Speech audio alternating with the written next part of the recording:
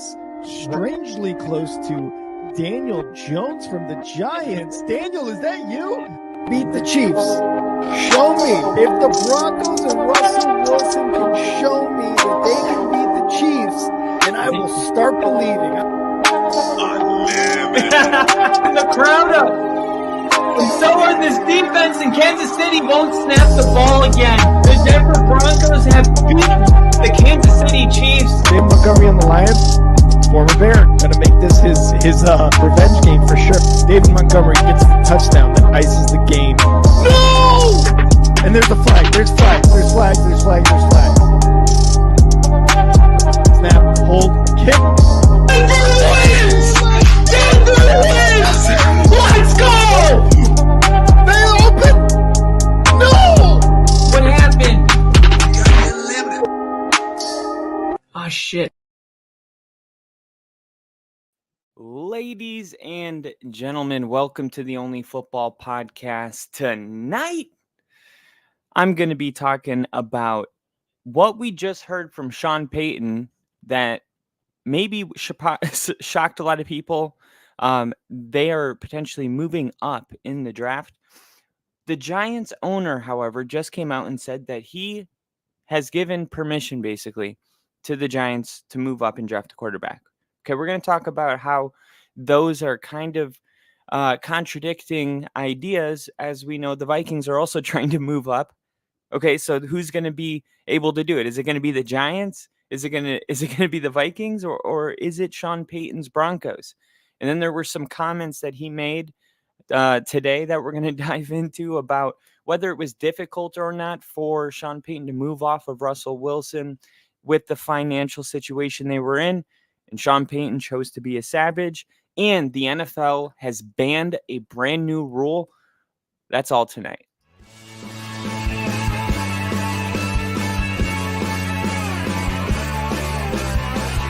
America is football. Football America is is football. Football is America.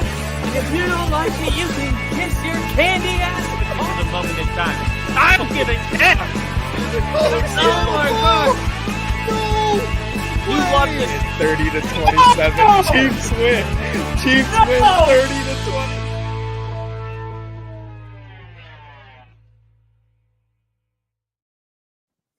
And gentlemen, welcome.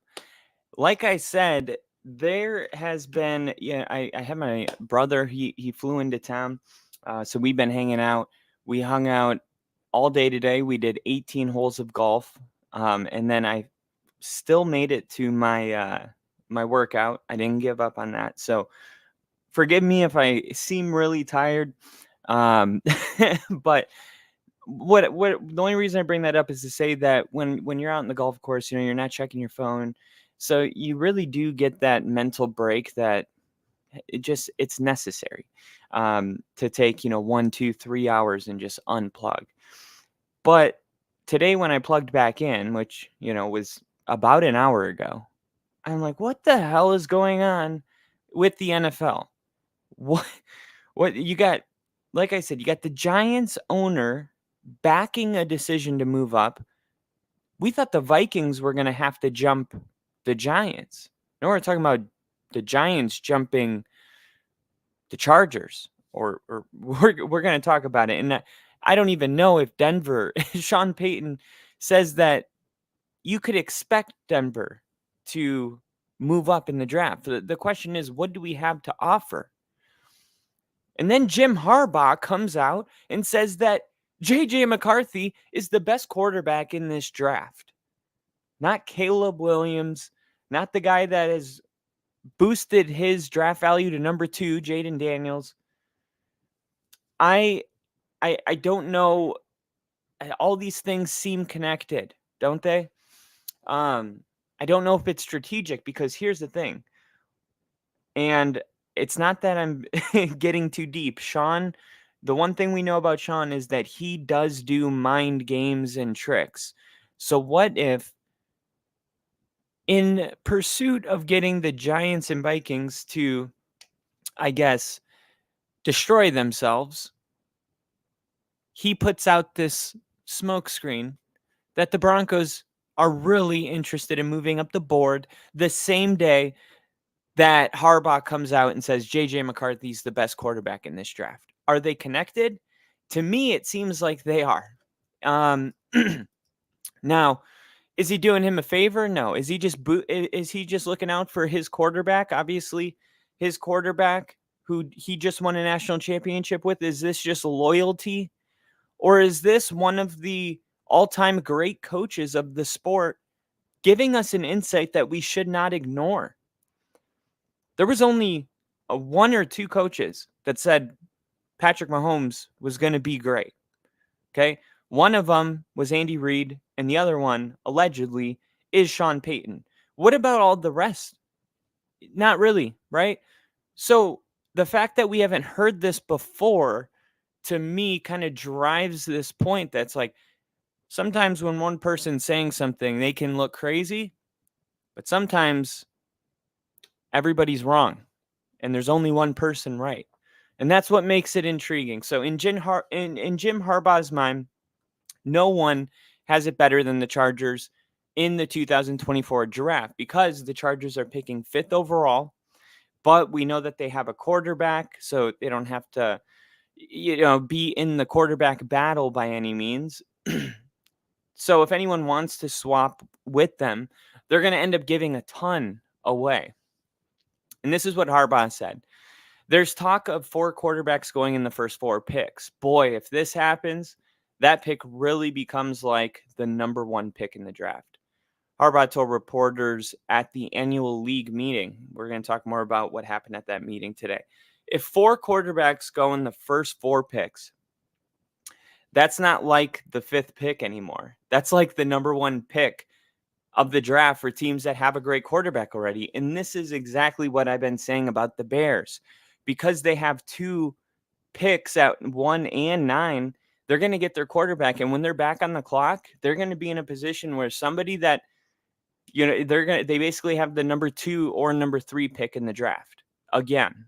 So that essentially I would rank the Bears situation to what the Texans traded up to do last year, but the Bears are going into the draft in this situation.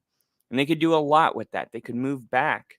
And maybe there's a team that wants to jump the board for a Penix or a Bo Nix or anybody that's fallen on the board. I mean, what if it's the best corner in the draft, right? What if there's somebody that this team just can't say no to, and they jump up the board and the Bears move back 2 or 3 spots and take 2nd and 3rd round picks next year with them. So teams that have their quarterback and are picking in the top 10 are more fortunate than most teams drafting, right? More fortunate than, say, the Vikings, Giants, or Broncos, who are going to have a real pissing contest to figure out who's going to be the team that comes out on top. And ultimately, who has more assets and which team's willing to do it. Do you think the Chargers are going to let the Broncos jump them if their head coach thinks that J.J. McCarthy is the guy Sean's jumping the board to get? Yeah, this guy's the best in the draft. Let me let the team that I'm going to play twice a year for the foreseeable future have him as their starting quarterback. Not going to happen. So then it makes me wonder, then what is this for? And that's when I got to Sean wants the Vikings and Giants to give too much. Or maybe, no, I can't. It's too fresh. I don't know really right now. I don't want to throw ideas out there yet because some of them might not land. Because, part of that is like the Giants and Vikings are in the NFC. Like, why wouldn't Sean want to weaken the Raiders or somebody else? Why would they do it to an NFC team? I don't know, but maybe he would. I mean, Sean was really open about the fact that he would bring in people to interview during the combine process that he was not intending on drafting. And they were like, well, why would you interview them? You're wasting their time. Because I want to know them. So when I play them, I have some kind of leverage. Give him a playbook. See how much he can remember. And it's not, keep your friends close and your enemies closer.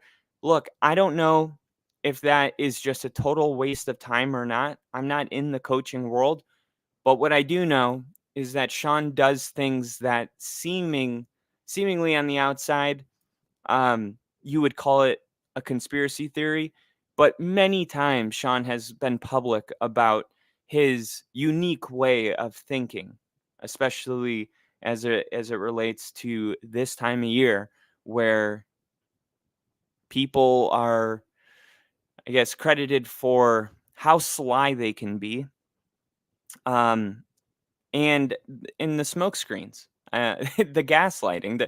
It's all a part of a big game. Now, is everyone just saying exactly what they think, and there's no, incentive behind any of this? I doubt it. I think somewhere there's got to be some bullshit, right? Sean said it was realistic, not expected. Okay, realistic. So realistic, though, the whole point of bringing this up is not whether it's expected or realistic. Honestly, it's the fact that he's giving his blessing on it. If he says, no, we're not doing that, no, that's not realistic. No, I mean, if you have a franchise quarter, if they ask Jim Harbaugh, what would you say that it's realistic you guys are going to draft JJ McCarthy? He would say it's not realistic. So it's like you're already now getting a little bit of what the Giants are looking to do in the first round, in my opinion, which I wasn't sure if they were going to draft a quarterback. I was a little torn on it. I know they brought in Drew Lock. I thought maybe Drew Lock is supposed to be the guy that competes with Daniel Jones. Ultimately, I thought Drew Lock was going to win that. But now, after today and seeing this story, I understand that the Giants are looking to draft a quarterback. Or at least it's realistic that they will. Ben Mikado wanted Patrick Mahomes too when he was on the Giants. Could you imagine the Giants with Patrick Mahomes? Oh my God. The Giants would that market with Patrick Mahomes, he would have signed a $1 billion deal probably. Austin Fort in a very good position to get a lot of draft capital.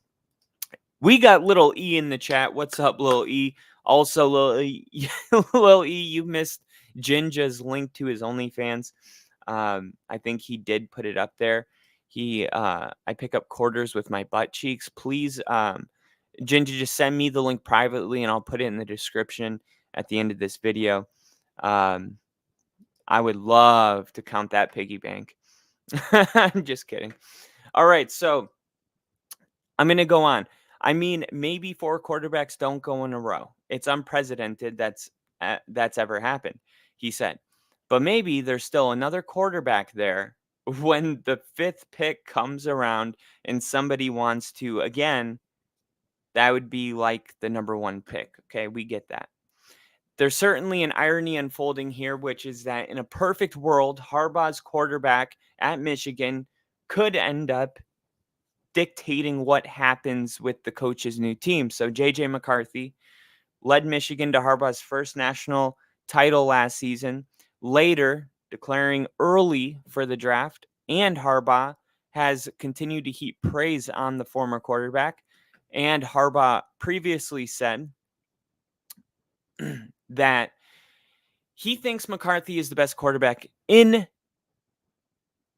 the draft. No.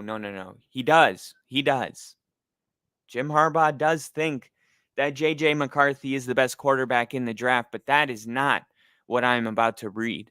What I'm about to read is much more dramatic of a statement. So grab your boobs, hold your butts. Here we go. Harbaugh previously said that he thinks McCarthy is the best quarterback in Michigan history.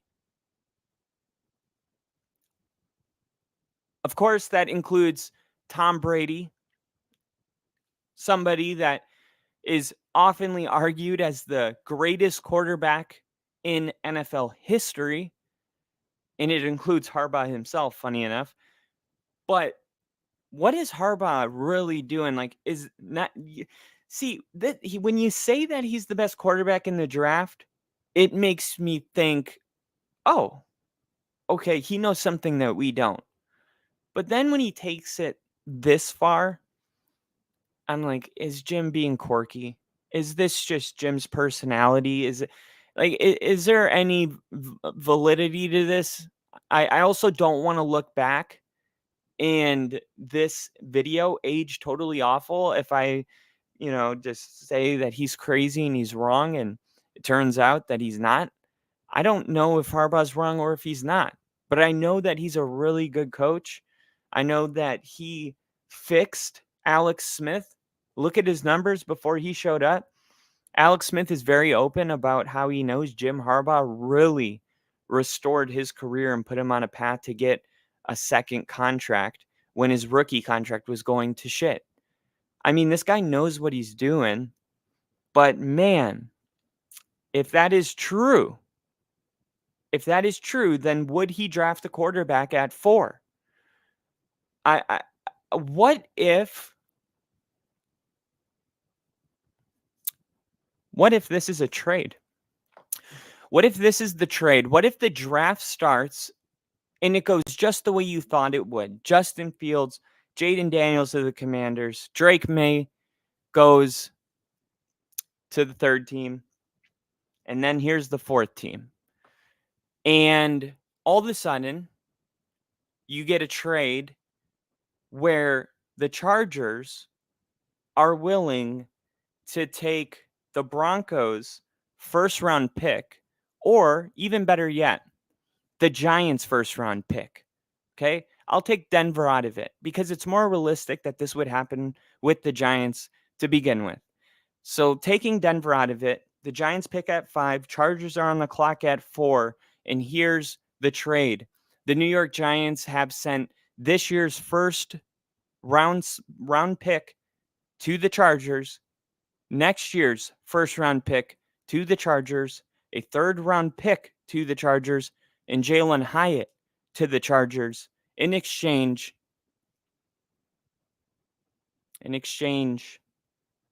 for Justin Herbert. With the 4th overall pick in the 2024 NFL Draft, the Los Angeles Chargers select J.J. McCarthy, quarterback, Michigan. Wow. Giants are, first off, Harbaugh just drafted what he has plainly said. By the way, if he really thinks he's right, he would be an idiot not to draft McCarthy because you're already saying that he's better than Tom Brady. So what scenario would you pass Tom Brady? I mean, you got the Chicago Bears passing on Justin Fields right when it seemed like he might have been turning a corner with a better defense because Caleb Williams might be Patrick Mahomes. Okay? Patrick Mahomes, I mean, this is the same kind of situation right here. This is Tom Brady. This is the other person that we argue about. So if McCarthy's better than Tom Brady and that's the way you feel, then the Giants won't be on the clock when the 5th overall pick comes on. It'll be the Chargers again, drafting probably the best receiver in the draft. And all of a sudden, you've added Jalen Hyatt, a 1st round next year, a star quarterback, right? I mean, he believes he's a star quarterback, and then the best receiver available. Is this something that you can't see? Because this is something that makes almost too much sense to me. You got a new coach coming in, trying to establish a new identity. How many times have you turned ESPN on and you see, is Harbaugh going to change the fact that we have a term called chargering? These are culture questions that we have about Jim Harbaugh. And when a big ego, and I'm not saying ego in a bad way, but like just a big personality coach wants to have control, wants things his way, is it out of the question that he would be willing to start a brand new era with his quarterback? Is it? Is it that crazy? It's something that would be crazy, but it would be very similar to, say, Drew Brees and Phillip Rivers. Right?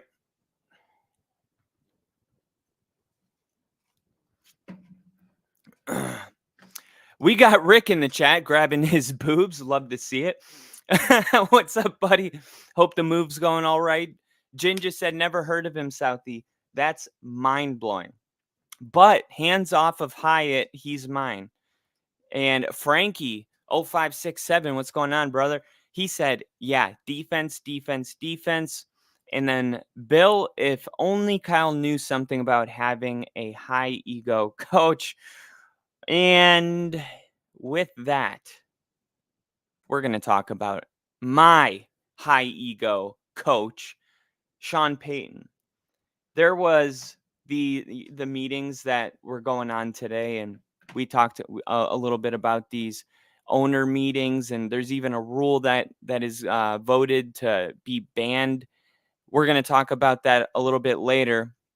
I'm trying to remember what it's called, but it's like all the GMs get around and they basically talk about a lot of things. A lot of it's focused on the team, players that are not tradable, stuff like that. But Sean Payton was one of them today, and he made interesting comment, to say the least, about Russell Wilson. Simply put, it went like this.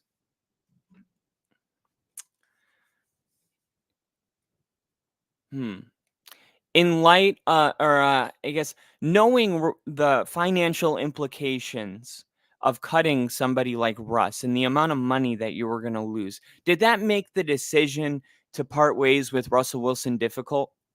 Pause. If somebody asked me that question, this is how I think it would go. These decisions are never easy. Russ is a great player. He's done a lot of stuff for us. Unfortunately, we had to go another direction. But of course, anytime you're eating that much money, it's not good. It's not good for the team, not good for the city, not good for anything. So, no, these decisions are very difficult. But that's not what Sean said. Sean, and I'm gonna show you simply right now. Are you ready? Knowing that the dead cap consequences were so severe to make that decision, let him go. No. Was it difficult? No. with Russ knowing And that here's the what he dead looked cap like consequences when they were asked him it. With Russ knowing that the dead cap consequences were so severe to make that decision, let him go. Was it No, difficult? it wasn't. It was an easy decision for Sean Payton, which tells me this is a decision he had clearly made when he benched Russell Wilson before the season ended, when they still were not statistically eliminated or math. I forget what the term is, but they weren't eliminated from the playoffs yet, and he still decided to bench him. But Sean coming out and just being blunt about this is something that I was a little shocked by. I was shocked that just to be clear, I wasn't shocked that he made this decision easily. I'm actually just shocked that he didn't pretend that it was difficult. Right? There's like there's a certain way that you come to expect coaches to answer questions and these cliche things, and that was not what I would have thought that he would say. But clearly, this is a done deal, right? Or of course it is now, but this was a done deal last season.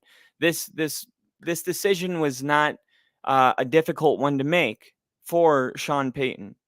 So I think that tells me, and not to harp on the past, but I think that there was a lot that Sean, in the film, when they were looking at game tape, that they were just like, you know what? Like, Russ, you have to make that throw. Jerry Jeudy is wide open. You have to see the middle of the field. Why is the ball still in your hand? Why isn't that ball coming out? Sean's all about timing and fast processing quarterbacks. That's why he does like McCarthy. So he probably knew very early in the season. The more I think about it, the more, to me, this whole thing, maybe Sean even knew in training camp. Maybe he knew that he had to do this first year, right? He made comments about how he would be disappointed if this team missed the playoffs. But maybe that was just him. Like, I think two things can be true. I think Sean probably didn't think it was going to work out. And I think Sean really tried his hardest to make it work and was very well prepared for plan B, which is not plan A. Plan A was for Russ to work, but I think he knew that that plan had failed a lot earlier than you and I, for example. So, what is Denver going to do? Well, now you're hearing that Denver potentially would trade up for a draft, a high draft pick. So, I'm gonna pull it up really quick. I think the Sean Payton, the word was realistic. So same thing with Bill's owner. This is the word, I guess, that is being thrown around a lot tonight. So the Broncos sit at number 12 right now. Okay. Coach Sean Payton said Monday at the NFL annual league meeting. That's what I was trying to think of earlier. I couldn't remember the name. That he views trading up in the draft as a realistic option. Payton noted that the club will look at every option, but at this point, it is impossible to know how much it would cost to get into the top 5. He noted that the Cardinals at number 4 could be a hot trade destination as we get closer to the draft. It's good to be Cardinals general manager Monty right now. Sean Payton said. The Minnesota Vikings, who sit one spot ahead of the Broncos and also need a quarterback, already maneuvered for a second 2024 first-round pick. To leap higher, Denver might need to create some waves of its own, which is my question. If he's doing this for just to get the Vikings to overbid, the question is, how much is Sean willing to mortgage mortgage the future to get a rookie quarterback? For now, Stidham, I can't believe that Stidham is our guy right now. But Stidham is the potential starter. But Payton declined to say he was in the top position for the job. He's definitely competing to be the starter. Like, we know this for a fact. If Stidham is starting week 1, that just means that none of the things really fell our way, and we didn't want to overreach. We were okay with taking what the draft gave us and getting our quarterback next year. That's the situation if Stidham is the starter. And by the way I'm doing my mock drafts, I really hope that that's the overall feeling in Denver, not to give 4 first-round picks to go up and get JJ McCarthy. Like, it just reminds me of someone that, gets out of a toxic relationship and they get in a new relationship right away. And it's like, it's okay for us to start building, things in private. Oh, let's go get the best corner. We don't have to be the loudest draft team. We don't have to make the biggest splash. It's fun, but is that necessary when your team is trying to regain their assets? To be willing to it's like the credit card is maxed out. Just let's just pay these bills, and the future will be even brighter for us. But right now, it might be Stidham if that's the way they're feeling. We felt it was in the best interest of our team, Sean Payton explained. Now, as we go forward, obviously, we're in the middle of free agency. We're preparing for the draft. We'll look at both of those avenues to not only address the quarterback, but to fill other spots on the team.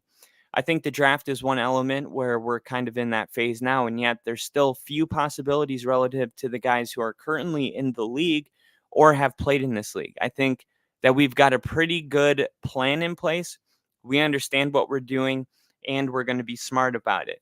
Now, the question is how Denver goes about executing that plan and whether they're going to leap up into the draft for their quarterback. Woo! This is This is right on par with what's going on with the Giants, right? And now that's, to me, what makes it so intriguing is that you do have 3 football teams in the very same situation. Now, the way the article wrote it was not the word realistic or expected. The word was support. Giants owner John Mara gives support to draft high for a quarterback, which was pretty much what I got from the article. And I think that's what I translated, hopefully. But the Giants have received the green light from their ownership to draft as high as round 1 if they chose. Giants team owner John Mara said at the owners meeting Monday that if they feel it's for the best for the team, the Giants at number 6 overall in the draft would pick a quarterback. If they fall in love with a quarterback and believe it's worth the number 6 pick or moving up, I certainly would support that. As you know, drafting the quarterback position, especially 1 year after paying Daniel Jones the contract last year, it's really important that you do get that owner support, especially when you're in a complicated kind of situation. Man, I would say the Giants quarterback situation is complicated right now. The Giants signed Daniel Jones to a $160 million extension just last year. But Jones's injury-plagued season has changed the picture in New York. He's currently rehabbing a torn ACL. He's set to be cleared for action later this offseason. Jones also previously suffered a neck injury that caused him to miss 3 games last season. Schoen has been seen at some quarterback pro days, including that of possible number 1 overall pick Caleb Williams. I always think it's funny when teams that, like, why are the Chiefs at Caleb Williams pro day? There must be a reason. And that's why I think maybe they're trying to scout the player, not necessarily draft the player. And I think maybe that's what Sean was talking about with the interviews. Because why would the Chiefs aren't getting Caleb Williams, but they're still there taking notes, watching with the Chiefs polo on. I'm just interested in that. So Schoen has been seen at Caleb Williams Pro Day. Mara said the Giants scouting department has relayed to him that he is one of the most talented groups to come out in years at the position. I know they're looking at quarterbacks. You've seen that, Mara said. It might be Mara or Mara. Maybe Bill can help me out. They've gone to some of the pro days. We've had some of those guys in. I don't think they're even close to making a final determination yet as to which way we are going to go on that. Those discussions will happen over the next few weeks. The Giants also signed Drew Lock, of course, from Seattle for the 1-year deal worth up to $5 million, and they're calling it insurance at the position. I'm not convinced that Drew Lock's not the day 1 starter. I think Drew Lock is. They're not going to be able to move up. They don't have the equity probably to move up over a team like the Vikings. And we're going to talk about the Vikings as well, because Kevin O'Connell talked about the flexibility of the pick they have. And really, the Vikings control the top 10 picks in this draft. Ladies and gentlemen, we got Brother T in the chat. What's up, Brother T? Tuesday. Thank you, brother. Thank you, brother. What is that? Your whole chat definitely knows. It's a streamer named Sketch. He's fucking hilarious. Okay. He wears a Derek Carr jersey all the time, and he's like somewhat on the spectrum. Nice. I'm gonna start sending you. What's up, boys? Bill said, "Sup, Tyler." Brother T.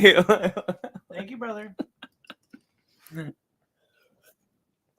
to drink all Kyle's whiskey. Nice. All right, so Kevin O'Connell, we talked about last week how the Vikings control so much, because even a team like the Chargers that are definitely drafting a wide receiver, if they don't draft a quarterback and trade their quarterback to the Giants, they would be in a situation where you could give, somebody like Justin Jefferson to the Chargers in exchange for first-round picks. All of a sudden, the Vikings they jump up the board, and it's a win too, because what wide receiver are you going to draft this year that's going to turn out better than Justin Jefferson? Now, it may happen. Wide receivers have been coming. into the league. Yeah, very, very, very good. Marvin Harrison, obviously the number one this year, and he's going to probably be a Hall of Famer. He is one of the best wide receivers that I've seen come out. But, last year it was JSN out of Ohio State. You had Zay Flowers. You had good receivers coming out. Marvin Harrison is one of those, but I think Justin Jefferson could have the same ceiling as Marvin Harrison Jr. It's like, who is better, Terrell Owens or Chad Johnson? When's the last time we've seen a receiver like this in the draft? I would say Brother T said, when was the last time that we saw a receiver this good in the draft? Because highly sought after. I mean, JSN was ranked right up there. He's not getting the same. Obviously, The name. Yeah. He's not getting the same exposure. Jason do the combine? Yeah, I'm gonna pull up their numbers right now. Top wide receiver in draft last 10 years. Because they probably wow. Why did Randall Cobb come up? I mean, I'm not mad about it. I'm just oh shit, I thought you were gonna burn me. I thought you were gonna hurt me. Wide receivers drafted in the first 10 picks. Wow. 2000 to 2023. No, that's not. Okay, so just to give you some names, Jamar Chase was one of. He was up there. Yeah, he might even be higher. We all knew what that was. Garrett Wilson for them. Jamar Chase higher, I'd say. You also have guys that didn't meet their full potential because of the quarterback, like Drake London. I think he's really good. Of course, Amari Cooper, Sammy Watkins, AJ Green, Larry Fitzgerald. He was huge. This is weird. The Julio Jones was drafted when? It says 6th. He wasn't drafted in the 6th round, was he? Yeah. No way. Alabama. Holy crap. Damn. He's a developer. He went to Georgia, though. He went to Bama. Did he go to Bama? I'm pretty sure. No, he was a dog. Yes, you're right. He was drafted in 2011. Yeah, I think. Hold on. Alabama. Yes. He was born in. Oh, he did go to Alabama. That's weird, man. I would have bet a lot on that. Yeah, you would have lost a lot. So he was drafted first round 6th pick. Yeah, this fucking stupid. So similar stuff. Yeah, so really, really high rated wide receiver. But yeah, so the Vikings could do something like that, or they could stay right where they're at and just see what quarterback falls down the board. But I don't know if they, especially with the Giants coming out and saying that. And it's crazy. Like, what if the Giants had that leaked? That they're like, hey, let's leak that our owner wants to draft a quarterback. And that way, I guess the Chargers, there's a lot of games being played. That way, the Vikings have to offer more picks to get in front of the Giants. Does that make sense? So if somebody knows that the team, and let's say the Giants draft right in front of me, and then that owner comes out and says, I support drafting a quarterback, and I'm pretty sure that we both know which quarterback this is, JJ McCarthy, then all of a sudden now, even if the Giants didn't want to draft a quarterback, they just made that trade up worth a lot more. Because as we know in the NFL, you really hurt your trade value when you show your hand. But if you do it this way, in a reverse psychology way, you can actually maybe gain some assets. So maybe there's a lot of stuff going on right now. But Nick said DT was a first round pick. Yep. Out of Georgia Tech. I'm good. Demarius Thomas, man, I really hope that he gets inducted in the Hall of Fame. He's going to be on the ballot next year. Bill said, oh my God, OBJ's middle name is Cornelius. OBJ. So where's the C in OBJ? So it's OBC. I'm right there with you, Bill. I am right there with you. All right. So he said, this is what Kevin O'Connell said today. I think you view it with extra flexibility in a draft where between our pick at 11 and the way we're looking at this draft pick at 23, we think there's going to be some really good players available. If we're just going to stay at those positions, I'm confused. He says, oh, okay. He's saying our pick somewhere between 11 and 23, I guess. Let me read this one more time. Sorry. I think you view it as extra flexibility in a draft where between our pick at 11 and the way we're looking at this draft pick at 23. Literally have no idea what he's talking about. We think that there's going to be some really good players available. Okay, we'll just take the end. If we're going to just if we're just to stay at those positions and take players, maybe a quarterback, maybe a couple defensive players. O'Connell said on Monday's The Insider, wisely keeping his target range vague while on the record. Everything's vague, of course. I think it's going to be a big time offensive draft at the top. So when those marquee defensive players start to go, could be in a range around 11th pick for us, but I think it was about flexibility. So that's what Minnesota said about moving up. It was more about flexibility from this point on. If you read that and came away feeling as if you learned little about Minnesota's head coach strategy, you're not alone. Thank you. Oh, thank you. Man, that was a hard read. O'Connell isn't about to show his team's hand and give up leverage in a potential deal to move up and take a quarterback. So he'll play up the strengths of the class without naming specifics. It was intriguing, though, to hear O'Connell admit that the trade-up scenario is very much a possibility, provided they find a party interested in doing business with them. Yes, we wanted to. If we identify a player that would like to go up and try to add to our football team, first and foremost, there's got to be a willing partner to do that. And I think there's going to be a process that plays out, conversations here and on to the future. O'Connell continued, we'll figure out what we're able to do. But yeah, I think it was ultimately having the flexibility of having 2 ones in what we think is a really strong draft. And I don't think we're the only ones that view this draft like that. And absolutely hit the nail on the head with that. When entering a draft in need of a quarterback of the future, it's always better to have extra ammunition to potentially swing a deal. Minnesota did that with their trade with Houston, who was happy to take 2 second-round picks for one in 2024 and the other in 2025 and a 6th-rounder to exit the first round. All that's left now is the passage of time and the many preparatory exercises involving mock trades to get ready for what could be a pivotal night in Vikings franchise history. Okay, let's not forget that Minnesota did add Sam Darnold, and Sam Darnold just spent a year behind Brock Purdy in Kyle Shanahan's offense. That might have helped him a lot. Maybe he's about to have his Ryan Tannehill moment. This is going to be really interesting, but I will say this. The Broncos and the Giants are really at the mercy of what the Vikings want.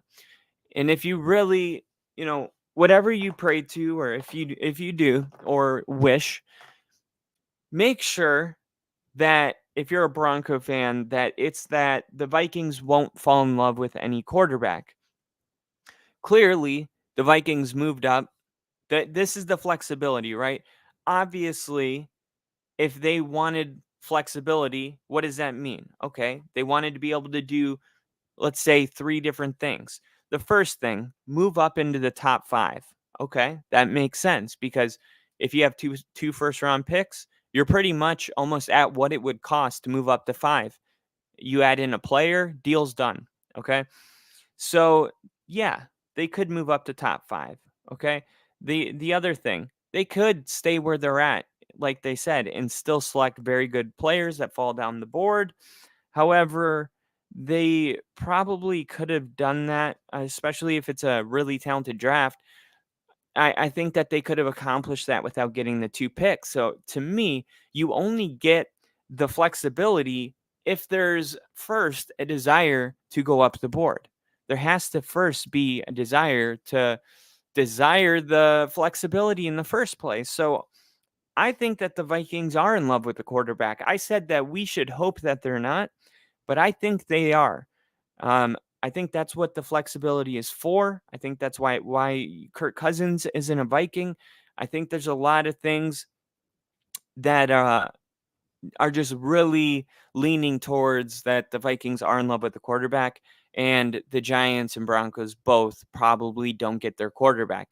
I don't know if the Giants would draft a quarterback later in the 3rd or 4th round, but it seems like what's probably going to happen is the Vikings are going to move up to the 4th pick, and they're going to select a quarterback, and history will be broken.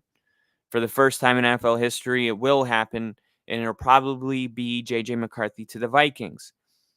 So, wow. Especially for this time of year, you don't show your hand. You stay very vague. But all of this coming out today, I know that these league meetings are going on, and it's really important to get a lot of stories out. But all 3 of those teams, in my opinion, pretty honest and open about where they're at. I mean, they say it's vague, but to me, it's not that vague. Like, the Vikings wanted flexibility. They want to move up. It's not like they did that just in case they fall in love with the quarterback. That doesn't seem like the right order. Right? There first has to be like, hey, why do we want to go up? Right? So another very, very just greatest of all time, amazing, great man, great father, just an awesome person. Of course, ex-Denver Bronco John Lynch says that Brandon Ayuk is not available for trade. So anyone planning on making a phone call and asking if Brandon Ayuk is available, the answer is no.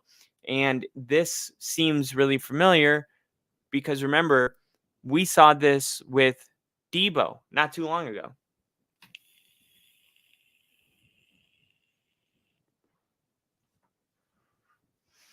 Lynch relayed a story from the owners' meetings on Monday about talking to Steelers head coach Mike Tomlin at Michigan's Pro Day last week when the subject of Ayuk came up. The wide receiver is due to enter the final year of his rookie contract and has been the subject of trade speculation, including to Tomlin's Steelers, but from the sound of it, Ayuk isn't available. Lynch echoed past statements about wanting to keep his wide receiver in tow. Tomlin is like, bro, what's going on? Lynch told media via ESPN. I promise you nothing's going on there. In fact, Lynch said the 49ers are trying to find a way to keep Ayuk, even with a thorny salary cap situation. We actively are talking with Brandon, trying to figure something out, Lynch said. We have a good history of working with the guys. We want to get something done, and it takes 2 sides. So can we do that? We'll see. Lynch said the 2 sides are talking and that it's a good thing. The team wants to draft, develop, and retain as many homegrown players as possible, even if they can't keep everyone. I do think this is just a great pause. This is like that thing that Rodgers was talking about with the Packers, where players would do so much, like legendary Packers, and then they would all of a sudden be on another team. And the Packers didn't give out 2nd and 3rd contracts very much.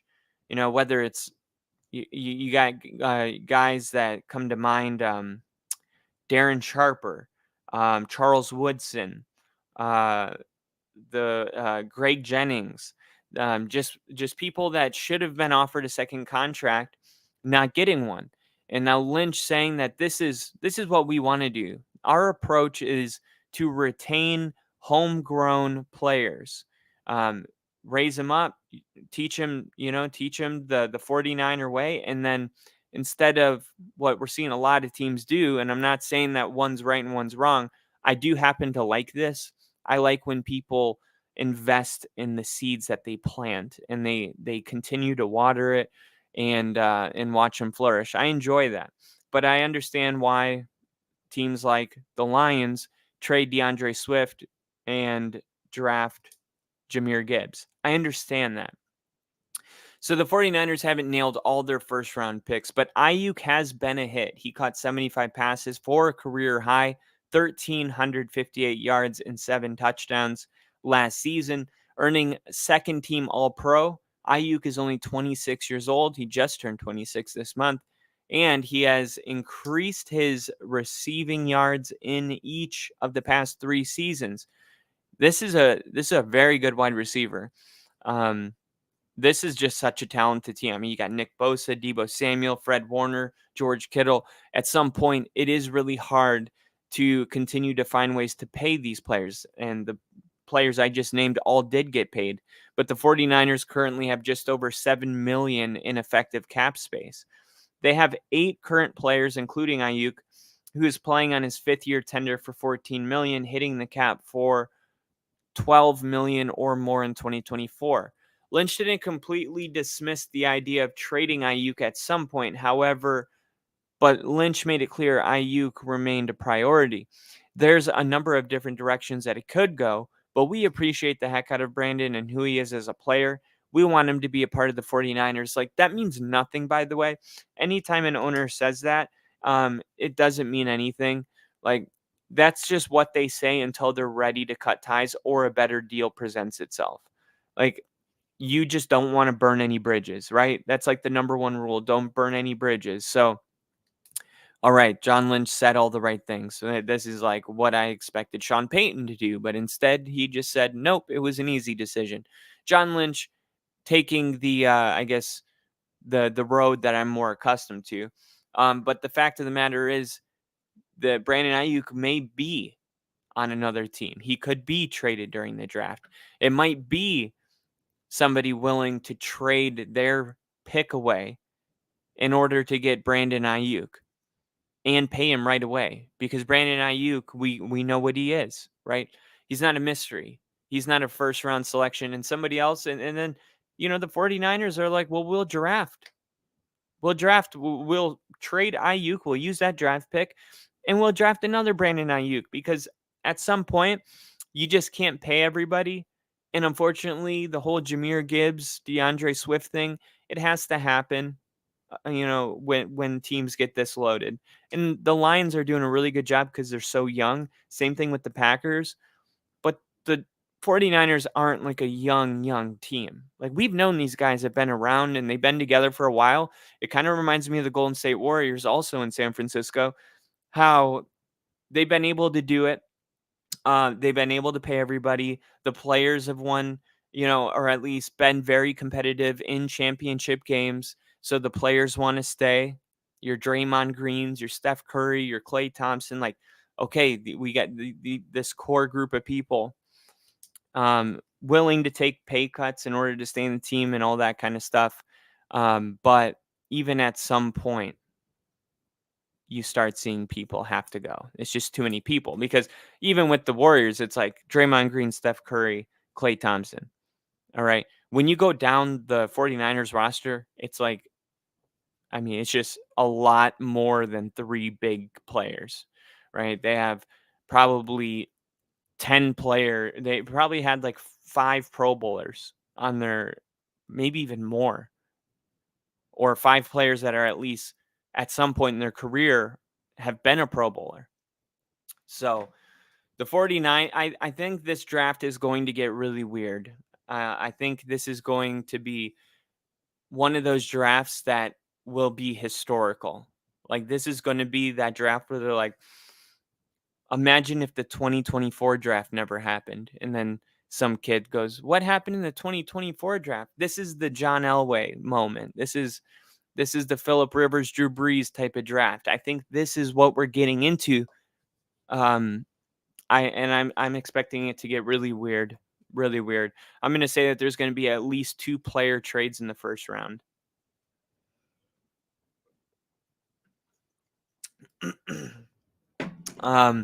Okay, so let's see.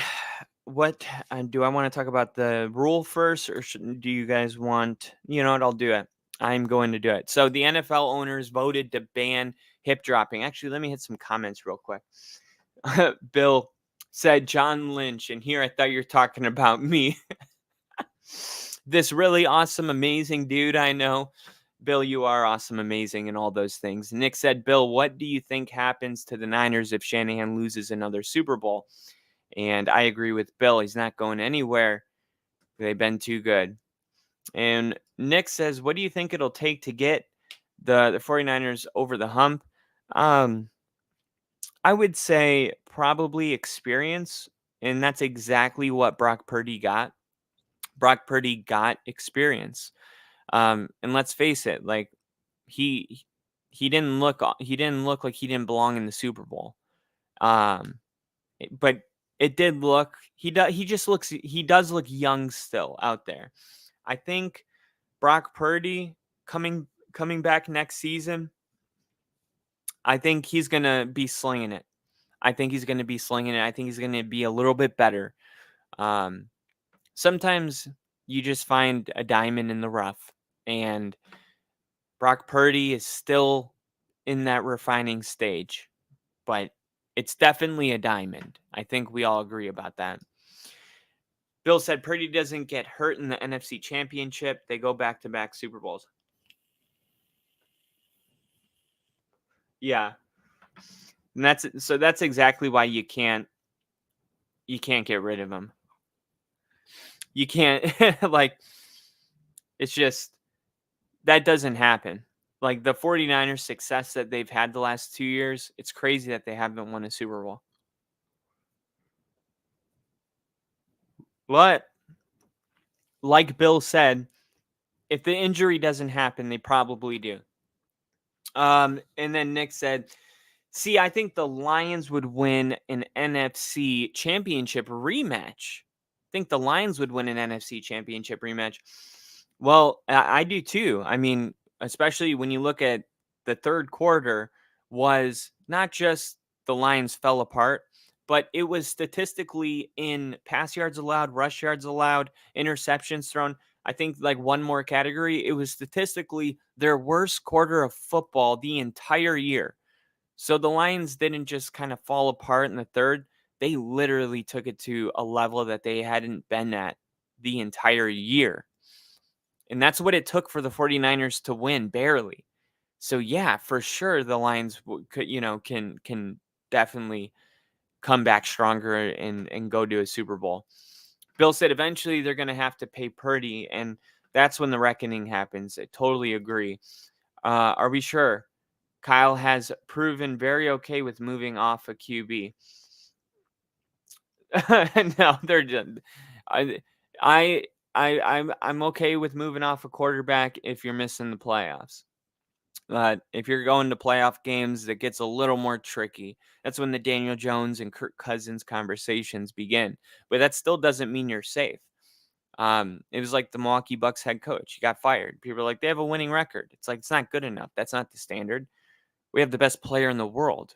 We can't just be a little bit over 500. And it is what it is. It's like, look, Daniel Jones won a playoff game last year. That's why he started this year. But what have you done for me lately? And you see in some cases where Daniel Jones maybe just barely proved himself, it doesn't take much for people to forget about it all entirely. Whereas Russell Wilson was a 9-time Pro Bowler when he was traded to Denver. People hang on a little bit longer. But make no mistake about it, if Russell Wilson was named anybody else and he had those 2 years that he had, he would have started much, much less football games than he did start. His name is the reason that he continues to start. And because he is a serviceable starting quarterback. But there was times in his first year with Nathaniel Hackett that he wasn't a serviceable quarterback, that the team couldn't score any points. I mean, we were one of the worst, if not the worst scoring team in the league. I think we were 31st. So, yeah, why did he get to stay out there and keep going? Because he's Russell frickin' Wilson. That's why. So, yeah, you can earn some grace. But Daniel Jones is definitely past that line. And it was crazy because he tore his ACL. But I don't know. I'm not really sure why the Giants had so much faith in him to pay him, and then just a couple. It's like if you were so like frail on whether you believed in him or not, why did you pay him?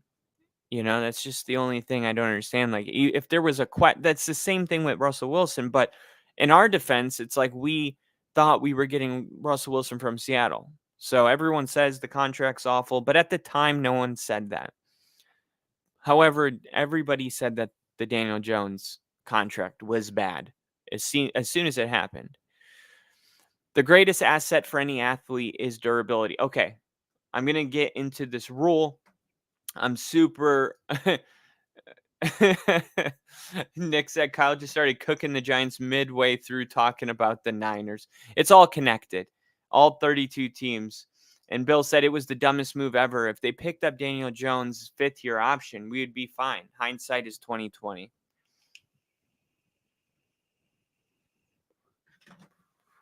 Nick said, I do think Purdy is a long-term quarterback, but if Kyle Shanahan gets the opportunity, he'd move.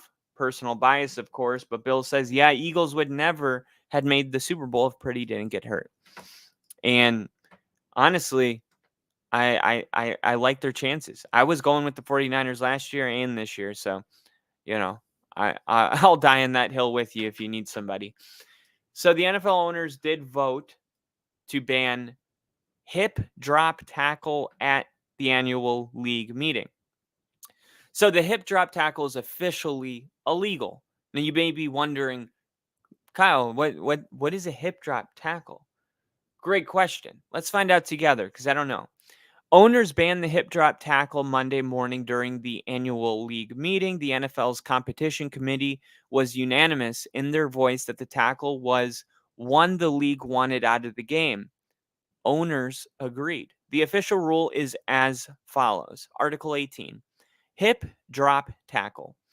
It is a foul for a player. It is a foul if a player uses the fouling technique to bring a runner to the ground. A, grabs the runner with both hands or wraps the runner up with both arms. And B, unweights himself by swiveling and dropping his hips and lower body, landing on and tapping the runner's legs or below the knees. So I thought that this was called, I guess they mean for tackling. Oh, so you're not allowed to tackle at the hips or lower body anymore, it seems like. But you're not allowed to hit high either. So all I'm going to say about this, and I understand that safety and how important it is for the NFL to continue to show that they are making strides to ensure that the game is safe and responsible for everybody watching and playing. But we got to keep this realistic, okay? So, like, if this is a player right here, okay?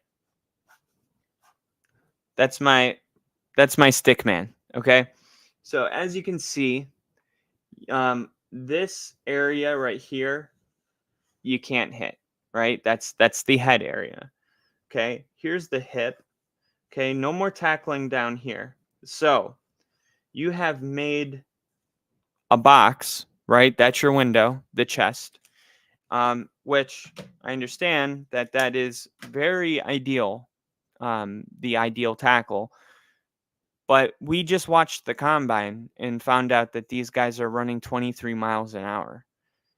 I just think it's asking, like, I'm for the rule, but at the same time, I'm like, do you think this is going to, are there going to be, like, how many times have we seen this? Like, I need to see an example because in my head, when I read the rule, I'm like, oh, that's a lot of the tackles that I watch.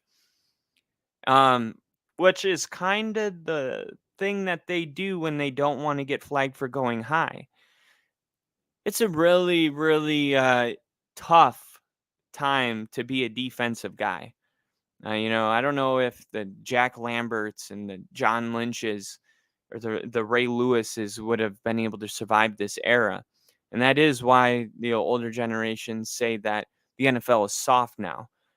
By the way, the NFL is not soft right now. And anybody that says that should feel free to go out into a football game for a couple plays and just see how tough you are. Because this is a very, very, very violent sport. And if you're soft, you're not going to make it that far. If you were soft, you would have been weaned out in high school, right? Or maybe even Pop Warner. I mean, you knew in Pop Warner who had it and who didn't. My dad always told me that's when you separate the men from the boys. When I got my helmet issued, that's what he told me. Okay? I remember it like it was yesterday. Okay? Now, personally, I wasn't I wanted to be like oh, I'm going to be a violent. It's just I didn't have it in me. I'm not a hitter, but I don't mind getting hit. So that's why I catered towards offense, right? Being a defensive player, like you have to have you got to have that dog in you, and the people that do are not soft, even if the rules seem like they're trending in that direction. The NFL is still the probably the bravest sport in the world. People die playing this game. This is like a modern day what did they Guardians of the Galaxy, or what the fuck was it called? Are you not entertained? Um Not Spartans. I got a bunch of buzzwords coming to mind, but you guys know what I'm talking about. Or they used to fight each other to the death of each other. Gladiator. Yeah. Thank you, Nick. I mean, NFL is like the modern day gladiators. So the penalty is going to be for a drop hip tackle. It's going to be a loss of 15 yards, and it's going to be an automatic first down. Last week, the NFLPA spoke out against banning the drop hip tackle. NFL vice president said that, or he noted that he wanted to get it out of the game. The greatest asset for any athlete is durability and availability, Vincent said at the time. When you have a play that has 20 to 25 times the injury rate, it doesn't allow you to fulfill your dreams. It doesn't allow you to fulfill your dreams. That's what keeping you up at night. The fact that these young men aren't able to fulfill their dreams has nothing to do with when your players are 20 to 25% more injured on specific plays, that you don't sell as many seats. And the game's not as exciting when you have to start 66 quarterbacks, a record high amount in the NFL. No, it's better when Lamar Jackson, Joe Burrow are both on the field at the same time. It's better when Deshaun Watson is playing against Joe Burrow. It's better when Aaron Rodgers is going against Josh Allen. It's just better. And I don't know if it has anything to do with dreams, but I'm sorry. I can't just brush through that. It's hilarious. The high injury rate key discussion sounding the hip drop tackle and led the NFL to take action. The decision makes life more difficult for defenders, which we just talked about, many of whom decreed the ban as a further obstacle to their work. For me, no, none whatsoever, NFL Competition Committee Chairman Rich McKay said Monday when asked if there were any unintended consequences they tried to troubleshoot with the new rule. Because this isn't the elimination of hip drop. This is an elimination of a swivel technique that doesn't get used very often. Jackpot. Okay. That is very important to know. When it is used, it is incredibly injurious to the runner. The runner is purely defenseless. I've heard defenders say before, and I hear them, hey, you're putting me in a really tough spot. You're saying that I can't hit here. And what do I do? My response has always been, well, you can't do that. That's just because the guy you're hitting is defenseless. He has no way to protect himself. So we've got to protect him. You got to come up with other ways. And you know what? They do. You got to come up with other ways. God, I hate when leadership answers a question with a question. Where do you want me to hit him? Be creative. The hell? You really think people can fly around at 23 miles an hour and be creative? This is an instinctual sport. You react. You don't think. If you're thinking, you're already behind.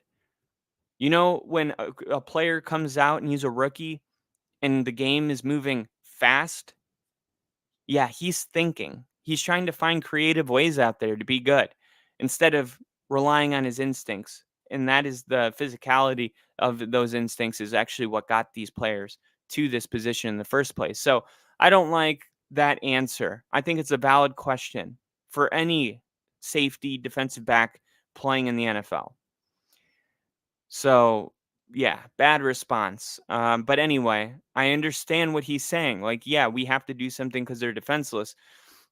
But it's I don't know. To me, you get paid a lot of money and you put your body on the line, sure.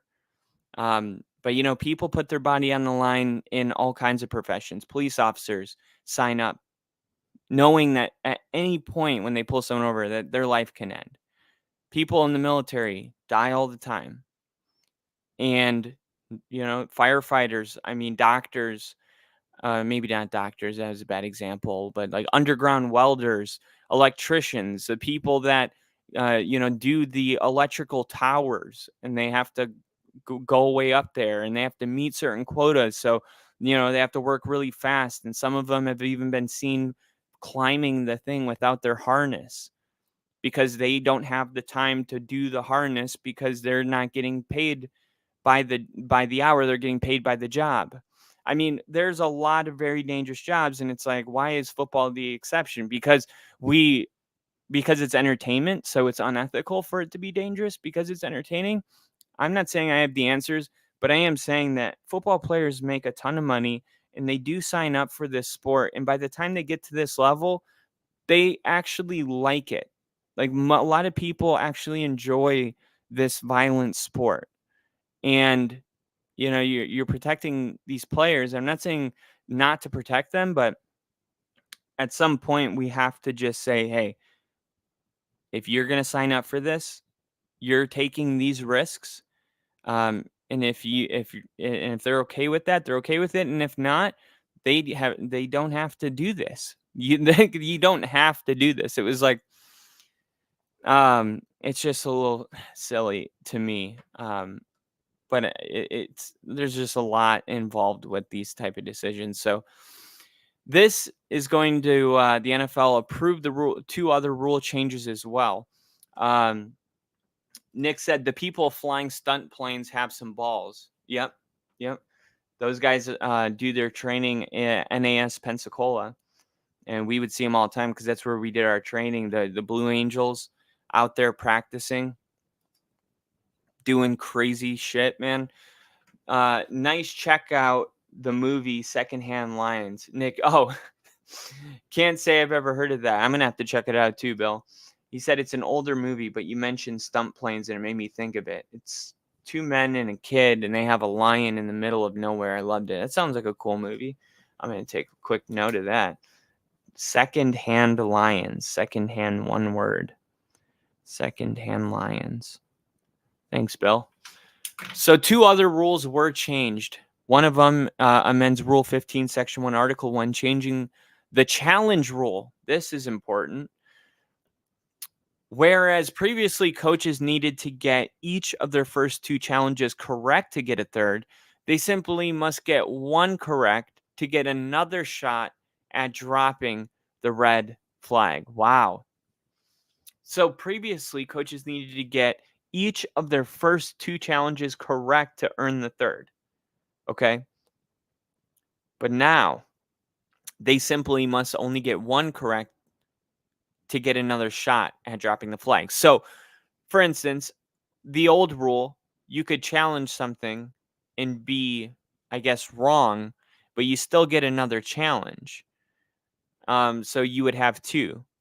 You could have up to three if you get both of them right. But now you're only given one, and in order to get a second, you have to win the first one. That's the way I'm understanding this. Now, my question is, if you get the second one right, do you get a third? It doesn't specify here, but I'll check that and give you that information in the community notes on the comments of this video. The other one was the other rule that the NFL approved amends Rule 14, Section 9, Article 2. And this is changing the enforcement of a major foul by the offense prior to a change of possession in a situation where both teams have committed fouls. Let me try this again. Changing the enforcement of a major foul by the offense prior to a change of possession in a situation where both teams have committed fouls. Okay. Help me out with that one. According to McKay, the league did not vote on the kickoff rule change proposal on Monday morning, though a vote can still be held on Tuesday. So I'll keep you updated with that. I don't know if you guys saw the new idea that the NFL is floating out. I think they need to just stop the kickoff. They located a problem, right? The percentage of injuries on kickoffs were too high. So they found a way to make kickoffs returned less frequently by moving the football 10 yards forward, and there wasn't even a single kick returned in the Super Bowl. So they did it. But now they're saying the kickoff's an exciting part of the game. We need to find a way to get that back into the game. And they're trying new creative ways. I got to say, I like to think of myself as innovative and I like new things. But I just don't want it to get too XFL-y. And I know like that might sound like, oh, okay. But I don't know. It's just like the game is perfect. You know, there's some things that should be changed. You know, very small though, very small. And you know, when you look at life, you know, it's like you don't get from here to here in one day, right? It's like a thief, right? He started with a Kit Kat bar, then he stole, you know, earrings, then he stole makeup, and then all of a sudden it was a car and TV. You know, it's increment behavior. So yeah, I do like kind of, you know, I guess not resent, but I'm a little, I guess, standoff to the NFL changing because I understand that this happens in increments over a large period of time. And I know since I've been doing this podcast that these rule changes, you know, come up every single year. But you know, I would be totally fine if the NFL, like, you know, had these meetings and brought up new rules, but didn't come up with a new rule. I think that's totally acceptable. Like, it's a great idea, but there's just not enough evidence to suggest that it's better than the current format. So we're going to just stick with that. There's nothing wrong with doing that. And the NFL does that a lot, right? I mean, there's only 3 rules that we're talking about. One of them I don't even understand. The second one is really important with the challenges. And then, of course, this drop hit, which is apparently a rare hit. So, you know, these are the things I'm okay with being changed because they're tiny. The kickoff is huge. The kickoff is, I mean, that would be probably the most major rule that could be changed. And I would put that right up with an offensive player that fumbles the ball in the back of the end zone is no longer a safety. Now they get the ball in the 10-yard line. That would be like as big of a rule change as the kickoff, in my opinion. And both of them I don't want to see changed. Bill said, Stoli here. Oh, you drinking? Oh, there we go. Ginger taking shots of Bird Dog with my brother-in-law and smoking some Gorilla Glue. I love Gorilla Glue. Gorilla Glue is the best, man. It's very euphoric, relaxing, really drops those shoulders, and it gives you a little bit of into couch. I love that.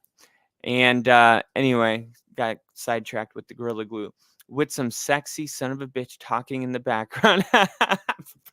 First, I'm drunk in a while. I'm fucked up, kid. That's awesome. Have fun, Ginger. Enjoy. Cheers. You know what? I'll cheers you.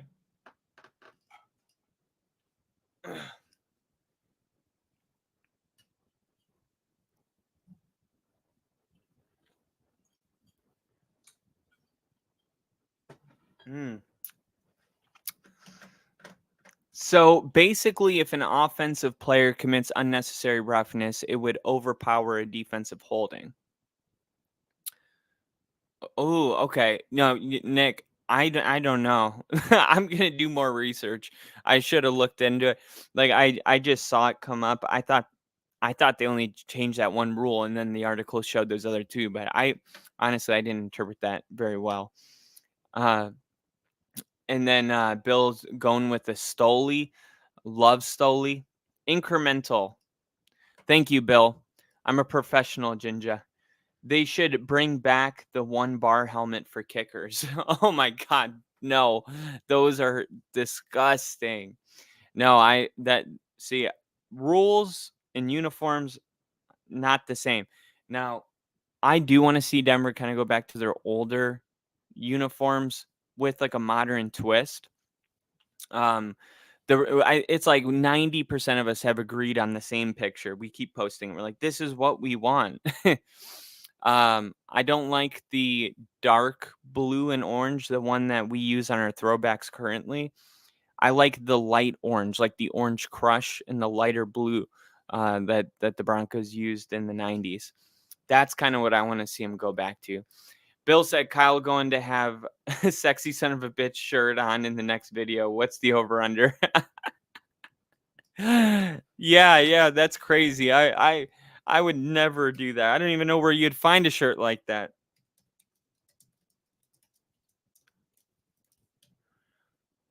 Yeah, I would never look that up. 20. I wouldn't spend $30 on that. Oh man. Okay, here we go. Ladies and gentlemen.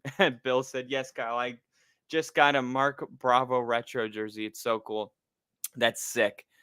That's why I put the John Elway one where everybody can see it, because it's sick.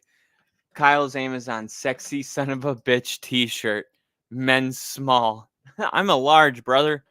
Gosh, if I put a small on, my belly button would show. All right, here we go. Are you guys ready for this? I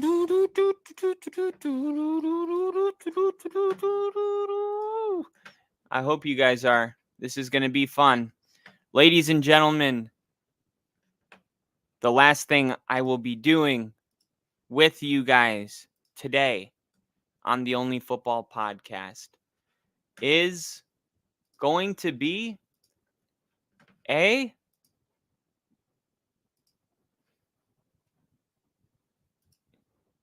Hold on. Oh, hold on 1 second. I got to pull it up. You're going to be happy. Don't worry.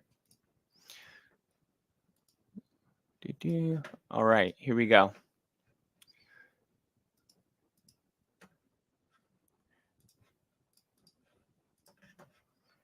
Present. Ladies and gentlemen, welcome to the 2024 NFL Draft. Today I will be showing you what is going to happen. The simulator gets updated every day with new data, new information of possibilities and the likeliness of those things happening. So these things change every day. Now here we go. Nick said, I'd love to see those Elway Orange Crushes back in my lifetime. Totally agree. 5 out of 1, Bill. Tyler likes those those odds. Tyler loves those odds. How much do we have to donate for the Kyle belly button content? Call back to the OnlyFans reference. And we're off to the mocks.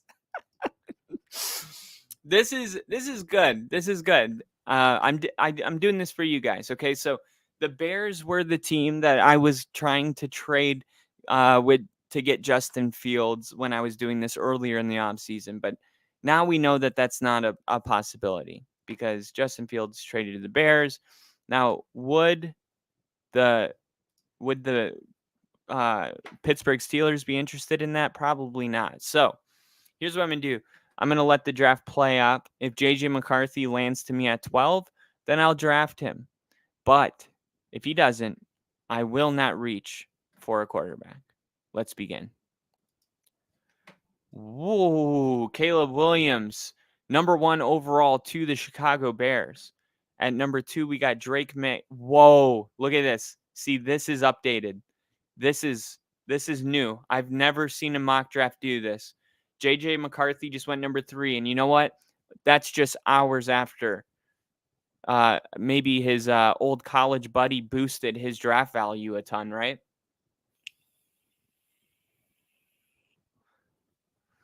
Malik Neighbors, the best receiver, goes 4. Marvin Harrison goes 5. Jaden Daniels falls to the Giants. Oh, my God. I would shit my pants. Oh, my God. Jaden Daniels is my favorite quarterback in this draft. This could totally happen if J.J. McCarthy goes number 2 overall or number 3 overall. Because that would mean Drake May or Jaden Daniels would fall. But assuming it goes Caleb Williams, Drake May, Jaden Daniels, J.J. McCarthy with the 4th pick, they wouldn't have to worry about the Cardinals drafting because they just paid Kyler Murray. Then all of a sudden, the Chargers are on the clock with J.J. McCarthy available. That's when that trade with the Giants. This would turn into the Chargers pick. The Giants would get the quarterback, Justin Herbert, and the Chargers would draft, most likely they would draft Rome Aduns, and they would draft J.J. McCarthy at 5 and 6. And that is how they would blow it up. That would be, Bill said 6 is our pick. So right here, Jaden Daniels at 6. So I'm saying the Chargers would be picking at 5 and 6. The Giants wouldn't have a first round pick because they're going to receive Justin Herbert. That could totally happen.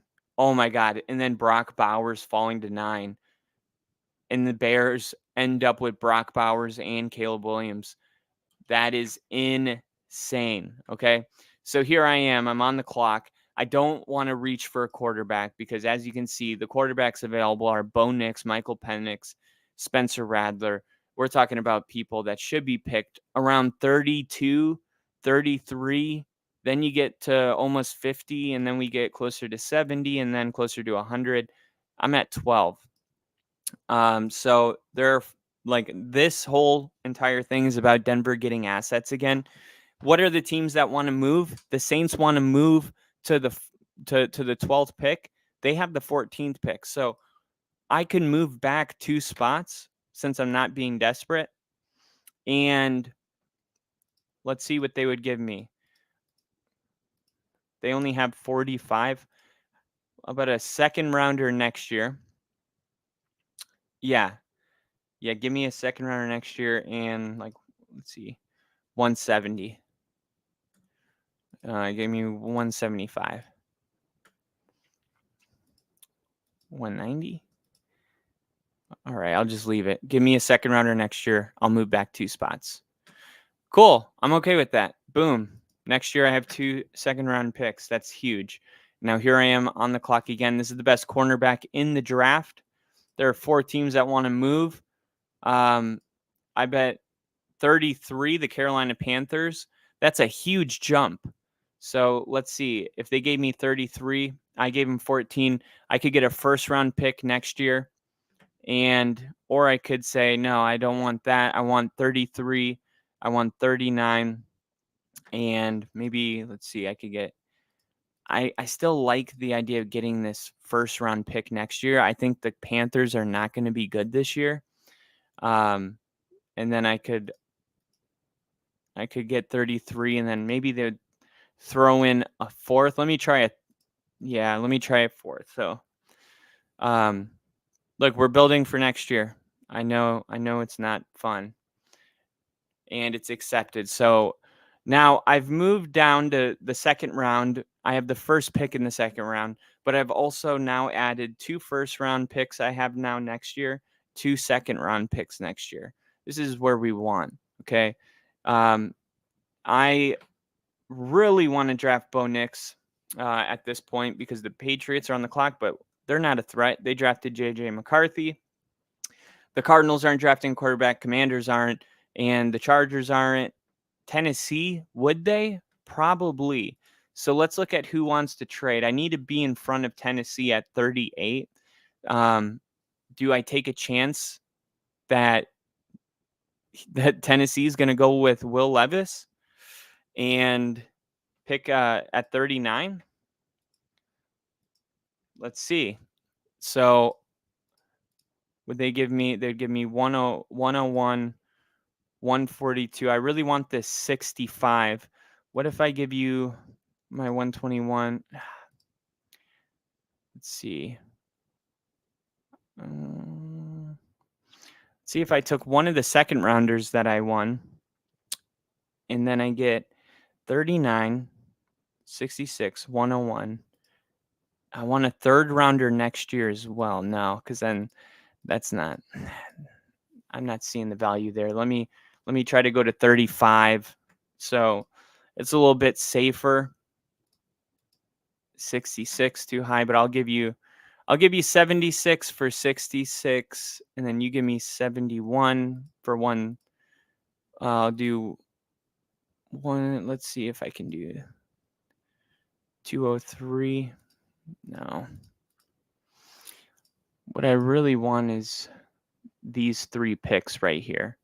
35, 66. I have 76, 71, and then 90. So I would exchange 76 for 66, but then I have nothing to offer here.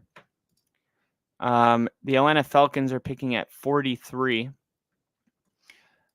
That would cost them a good amount. See, yeah, I'm not seeing the value. So at this point, I'm going to take, man, this is just my last opportunity to get multiple picks in the top 100, which is something I really want.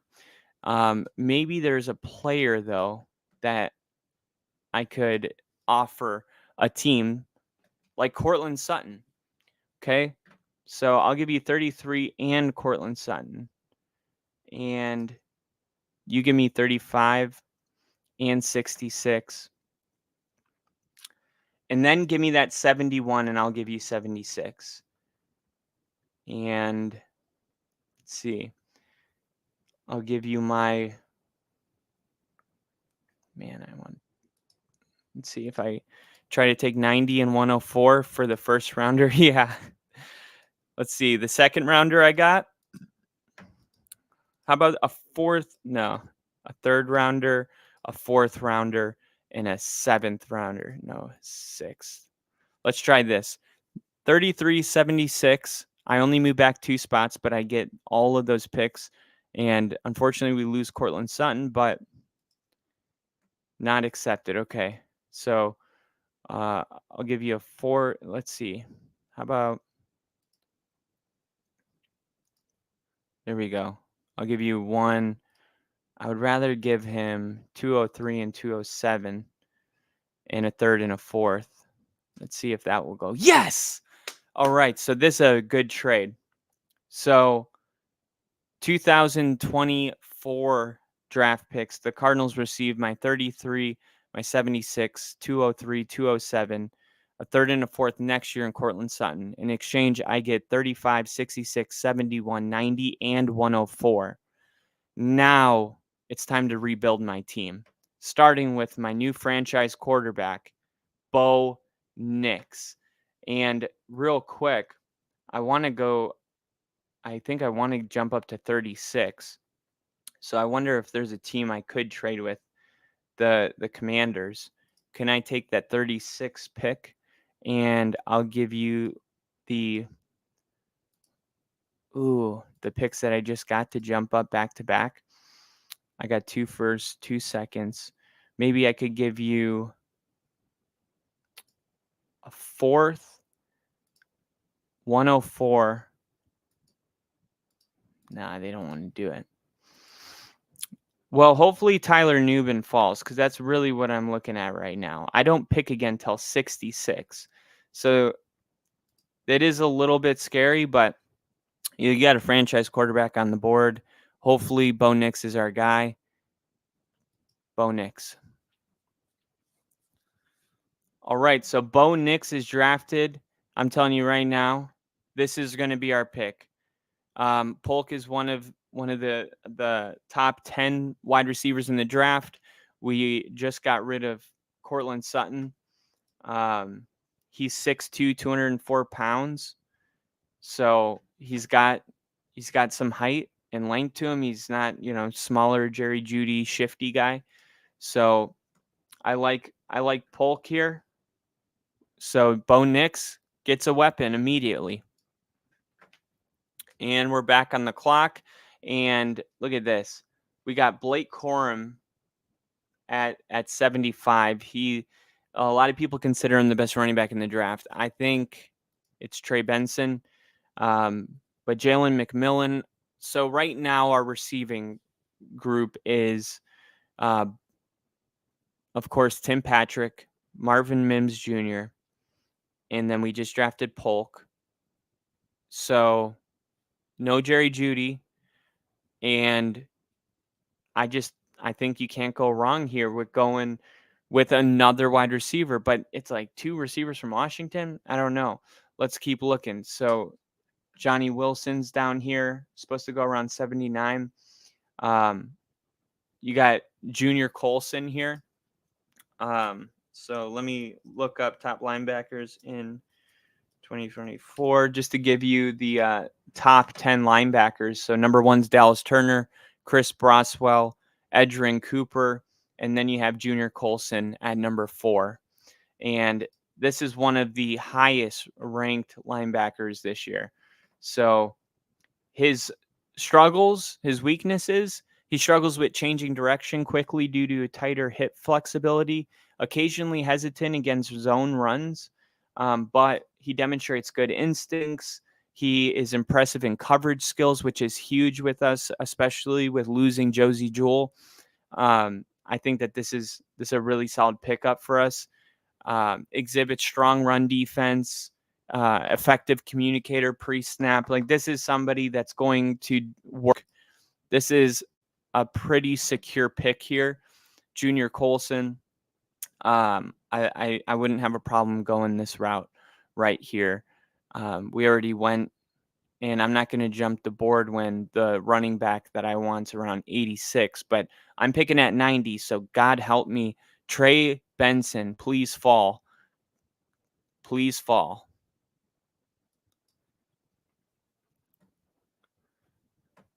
Oh, I didn't get it. Where did he go? Where did Trey Benson go? Oh, he's right here. Trey Benson at 85.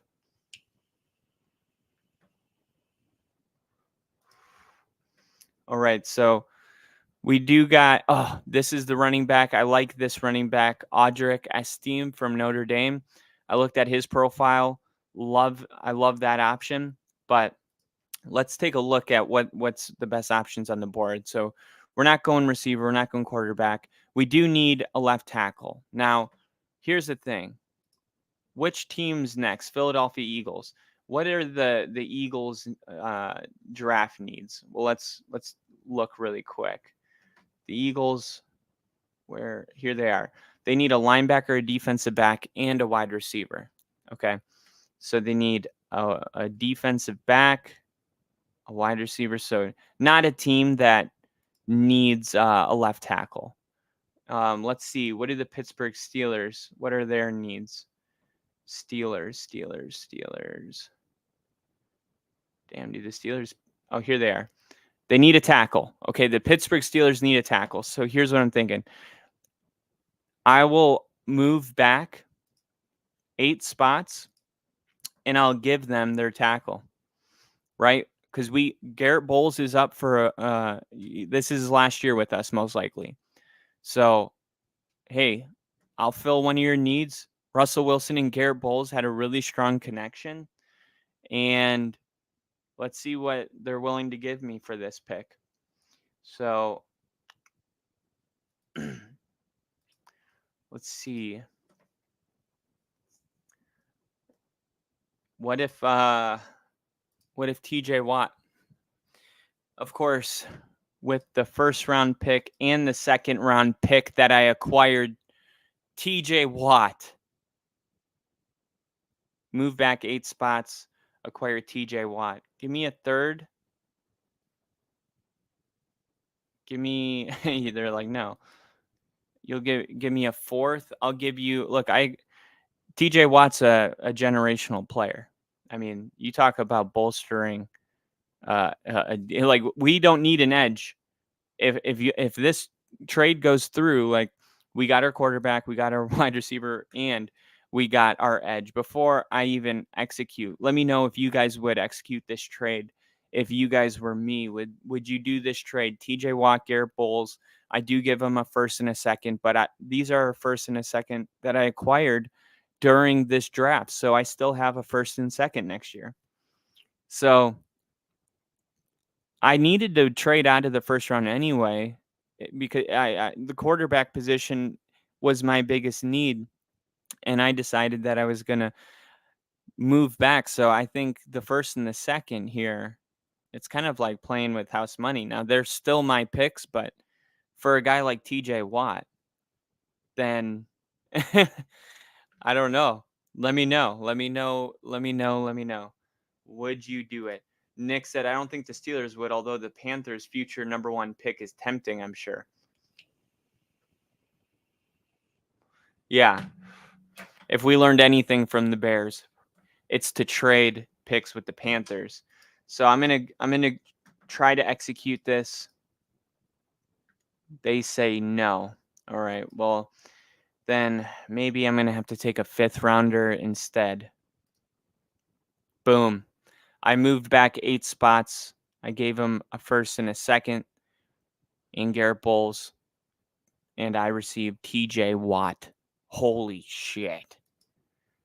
And boom, on the clock at number 98. Got our receiver, got our QB, got our edge. Let's get another defensive back for Cortland Sutton. The best on the board right now is DJ James. So you got me right now sitting here at 98. We do have one of the best safeties out of Texas Tech, Taylor Demersion. Let's see where he ranks on NFLDraftBuzz.com. Because don't forget, guys, Justin Simmons isn't a Bronco. We can't afford to pay for another safety right now. So our options really are limited. It's pretty much just the draft or a cheap player that's maybe in year 3 or 4 that we pick up for cheap, and hopefully he breaks out. Not ideal. So let's look at the defensive backs real quick. See, the best defensive backs we know are gone at this point. But moving down, so 9, 10, 11, 12, we got Cameron Kitchens out of Miami. Then you got Max Milton. And then you got Renardo Green from Florida State. We're looking for Taylor Demersion. I want to see where, here he is. He ranks as the 19th best safety in the league. His strengths is he high IQ, proved his speed with a class-leading 4.440 at the combine, offers versatility across multiple coverage schemes, enhancing defensive strategies, instinctive playmaker with a keen eye for quarterback intentions, leading to impactful turnovers. And we know Justin Simmons led the NFL since joining the league with interceptions as a safety. So we need that ball hawk. We need somebody that is capable of recovering quickly, disrupting passes, reading quarterbacks, and anticipating them. This is This seems like our answer for our Justin Simmons problem. This is a top 20 defensive back in the NFL draft, and his 40-yard dash for a safety, he's in the 93 percentile. He's 5'10", so he doesn't really have the length of Simmons, but he's 197 and he's running a 440. This guy's a playmaker. This guy is an absolute playmaker. So as far as defensive backs go, they categorize corners and safeties together. But if you just take it as the safety position, he's ranked as the 6th best safety in this draft. So for me to be able to pick somebody like that up in the top 100, this is too good to pass.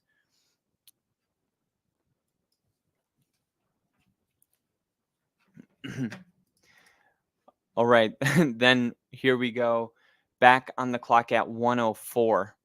Okay. I really want to draft. I like Cade Stover, right? Solid tight end. But we do need a tackle, some sort of tackle to replace Garrett Bowles. So let's see the positional rankings on tackles this season. So you got offensive line, offensive tackle. Here we go.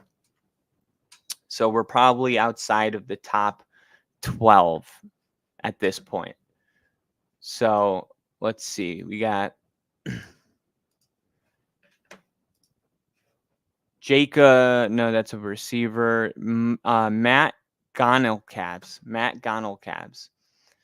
1, 2, 3, 4, 5, 6. Okay, so we're out of the first 12. And he went to Pitt. So looking for Pitt.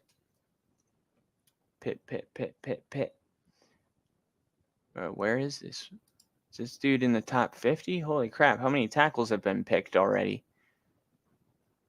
Have we picked that many tackles? We just got into the top 100. There's no way. Let me go back to the first page. Maybe he's higher than I thought. Pitt's logo is easy to find. Here it is, Matt Gonelcabs. He's actually the 14th ranked offensive tackle in this draft. 6'6", 327 pounds. And this dude is a beast. Scouting report strength, recognized for his leadership as team captain. Look, your offense, like Garrett Bowles is one of the leaders of the Denver Broncos. And we always say you're not just drafting the player and the skill and the talent, but you're also drafting good locker room people that are going to bring a good culture to your team. So I love this. The number one, I haven't seen any player with the scouting report strength. The number one thing is leadership, team captain, well-proportioned frame, conducive to offensive line play. This is a little bit different than what I'm used to seeing. Delivers powerful initial contact and can drive opponents back effectively. Exhibits excellent hand placement and pass protection. I like this pick here. This is going to be our replacement for Garrett Bowles. He's not supposed to go till 110. So let's see who wants to trade. The Jets, they have the 111. So yeah, let's see if I can, maybe get a 5th and a 6th, and I'll give them a 7th in next year's draft, and I'll move back a little bit. No, they're not doing that. A 7th. All right. Let me see. A 4th and a 5th, and I'll give you a 5th and a 6th. Okay, so they'll do that. We'll exchange 5th-round picks with the Jets. Of course, Aaron Rodgers is probably going to get hurt, so that's going to be a high draft pick. I'm kidding. No, I'm just kidding. So I would move back, exchange my 6th for a 4th, and just straight up exchange 5ths. I like that. Let's see if I could get them to throw in a 7th just for shits and giggles. Let's throw in a 7th here.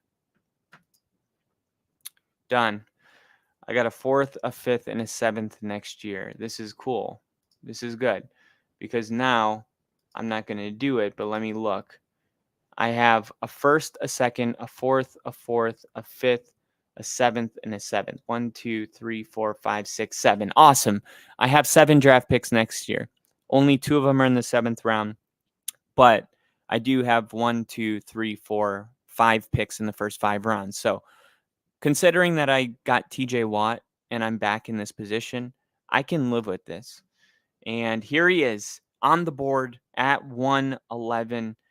You're going to be my replacement at left tackle. And we're back on the clock. Tommy Eichenberg, I looked into him. He's a really good linebacker. We don't necessarily need a linebacker right now. We do have 5 teams that want to trade up, and look how far they want to jump. I'm sorry, but I've done some trading, but it's time for me to do some drafting as well. My team needs a really good draft right here. These are the picks that we cannot miss on. Will Shipley, love this option at running back. Braylon Allen, as well, as you can see, is available. So looking at the running backs outside of the top 4 or 5 running backs, you start to get into after they have Trey Benson at 4. He's number 1. But after that, you get into Marshawn Lloyd, Audric Estime from Notre Dame, and then Braylon Allen is right there at 8. And we know Wisconsin makes good running backs. They brought in Melvin Gordon. I believe, was it Nebraska that brought in Jonathan Taylor? Wasn't it Arkansas that brought Darren McFadden? Like, once in a while, these Big Ten schools, they hit at running back.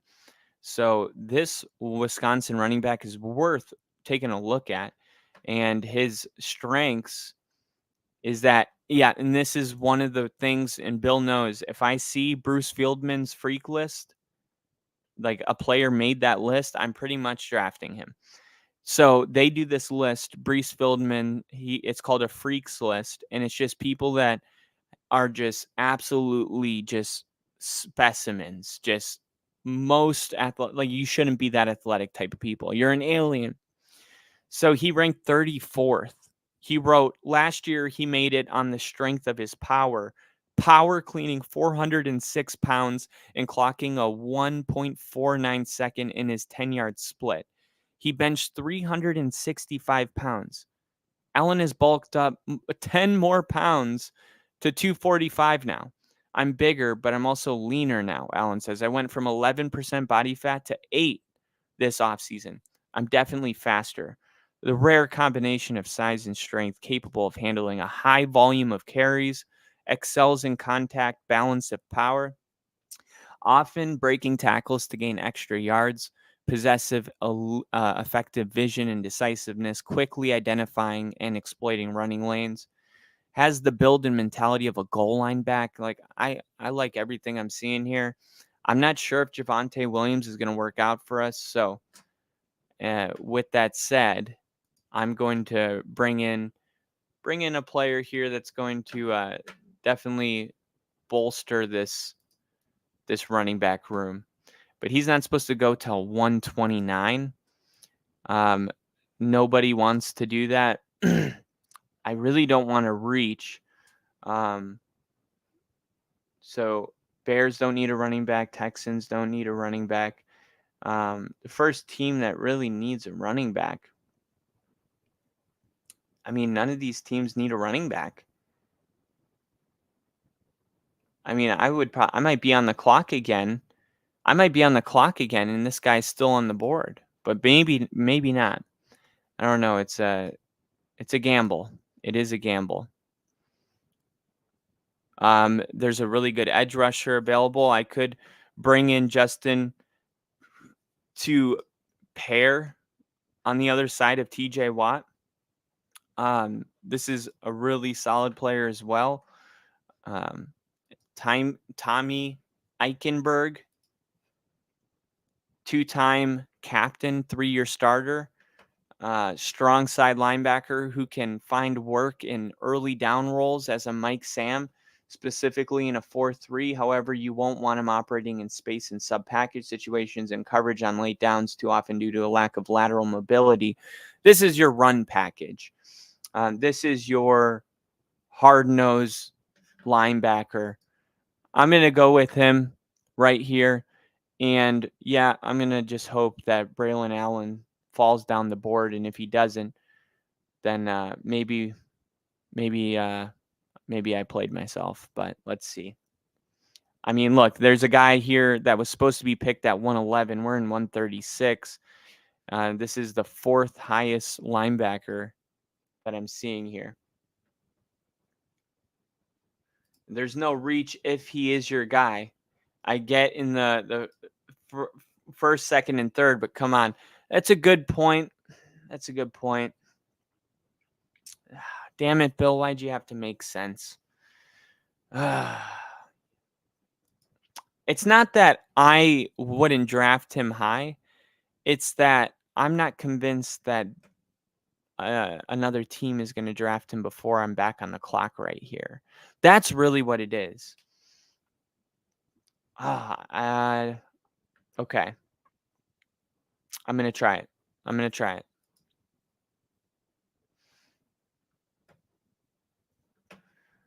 Oh, 2 picks before. Damn it, Bill. Why didn't you tell me to just draft him? All right. Let's see what our other running back options are. Isaac Garindo. He's that's a name that I've heard a bunch.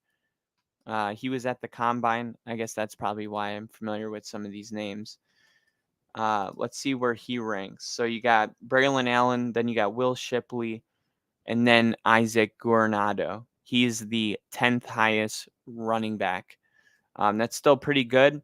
Let's see. He is 6 feet, 221 pounds. Wow, he ran a 4.33. He ran a 4.33. His 40-yard dash is in the 98th percentile. His vertical is in the 99th percentile. His broad jump's in the 97th percentile. Oh, this might have been a blessing in disguise. Shows suddenness off the line of scrimmage, accelerates quickly. Of course, he must. 4.33. His top end speed is among the best in this draft. Once Granado plants his foot, he's explosive moving upfield, and his 0 to 60 acceleration is enough to catch defenses off guard. He accelerates 0 to 60 and hits top speed fast enough to outrun angles. He's also flexible and agile, able to keep the pedal to the floor as he turns and weaves. He's an excellent blocker on the outside, so important. This is something that Jaleel McLaughlin, an undrafted free agent, didn't get playing time because he just wasn't good in pass protection. So every time we put him in the game, it was obvious that he was either getting the ball or we were running it. It made us one-dimensional. We have to have a serious running back, somebody taken seriously as a blocker in our backfield. So I love that that's in his scouting report strengths because I haven't seen that with any of the other running backs. He blends good size and speed as well as the competitive demeanor of a playmaker. He's capable as a receiver, a weapon of swing passes in the screen game. I like his size. I like that he's 6 foot. I'm gonna go right here, drafting my running back out of Louisville, Isaac Gurindo. I should probably learn his name before I call him. Isaac. Hey, this is Sean Payton from the Denver Broncos. How would you like to be a Bronco? Oh, all right. Have fun, celebrate your family, but get ready to get fucked. All right, here we go. Back on the clock. 1:45. Are you... How mad would you guys be if I drafted Jordan Travis? Because I think Jordan Travis arguably was the MVP last year. Undefeated ACC champion, Florida State. I mean, what if he does pan out? Would that be the worst things in the world to have a 3 quarterback room that consists of a young, promising, great college career, Jordan Travis, and then at number 2, we have Bo Nix, 2 rookies. They're going to be competing, I'm coming in early. You're going to get that positive competition. And then you have Jared Stidham as well. And you can let him, I don't know. You don't see this very often. The strategy of bringing in 2 rookie quarterbacks, I have never seen it in my lifetime, but I always wonder why. Like, if you're in this position, why not? Why not? Like Jordan Travis, I'm sorry, but if you're being picked in the 5th round, you know that you're a backup. So why can't he be our backup? And then we get to keep his upside as well. I know that some people won't agree with it, but I'm drafting Jordan Travis because he's available here. All right. Pittsburgh Steelers want to move up the board. This is probably one of my last opportunities to gain any equity for next season. So let's see. You want that one? How about, let's see. All you got is a 4th rounder next year. I'll give you my 5th for your 4th. And then I'll give you a 7th. I'll give you, no. I'm going to give you the Jets 7th. Let's hope that the Jets are going to keep Rodgers healthy, and this is a high 7. And let's trade it for the Saints 7, which is going to be worth a lot more. Let's see if we can get the Saints and the Steelers. I like both of those. But you know what? Ultimately, I just don't see the value. I mean, getting rid of my last pick in the top 150. Let's see what's available right now. So Ben Sinet, tight end out of Kansas State, is the best value on the board. Let's see where he ranks as the top tight ends in the 2024 draft. So, of course, the top tight end in the draft went to the Bears, and the Bears are going to ball out with Brock Bowers and Caleb Williams. But Cade Stover comes in at 3. Then at 5, you have Ben Sinet. He's the 5th best tight end in the draft. His vertical's in the 99th percentile. His 3 cones in the 95th percentile. His broad jump was in the 96th percentile. A major factor is his size, strength, and explosive athleticism, but Sinet also has a knack for tracking and high pointing the ball. And this is why I drafted him in a different mock draft, because he's a coordinated hands catcher who does a nice job of digging out low throws. That's how you can see, when you see a big guy and you're like, wow, he's way more athletic than I thought. Those are the kind of tight ends that I want. I want people that are just nasty, bending down, making fingertip catches low to the ground, and also able to use speed to break away, and then also high point a football. Like, I know that Sean's got this thing with Adam Trotman, but come on. Ever since we traded Noah Fant, and he never really panned out to be crazy special, but we need a real tight end in the building, and we have an opportunity here to draft someone 6'4", 250 pounds, 5th best tight end in the draft here in the 5th round. Why not roll the dice, bringing in Ben Sinet from Kansas State?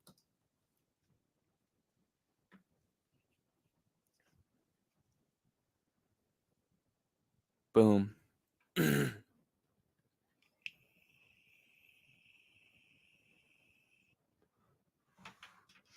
All right, so the draft began by me moving back 2 spots in exchange for a 2nd round pick in 2025.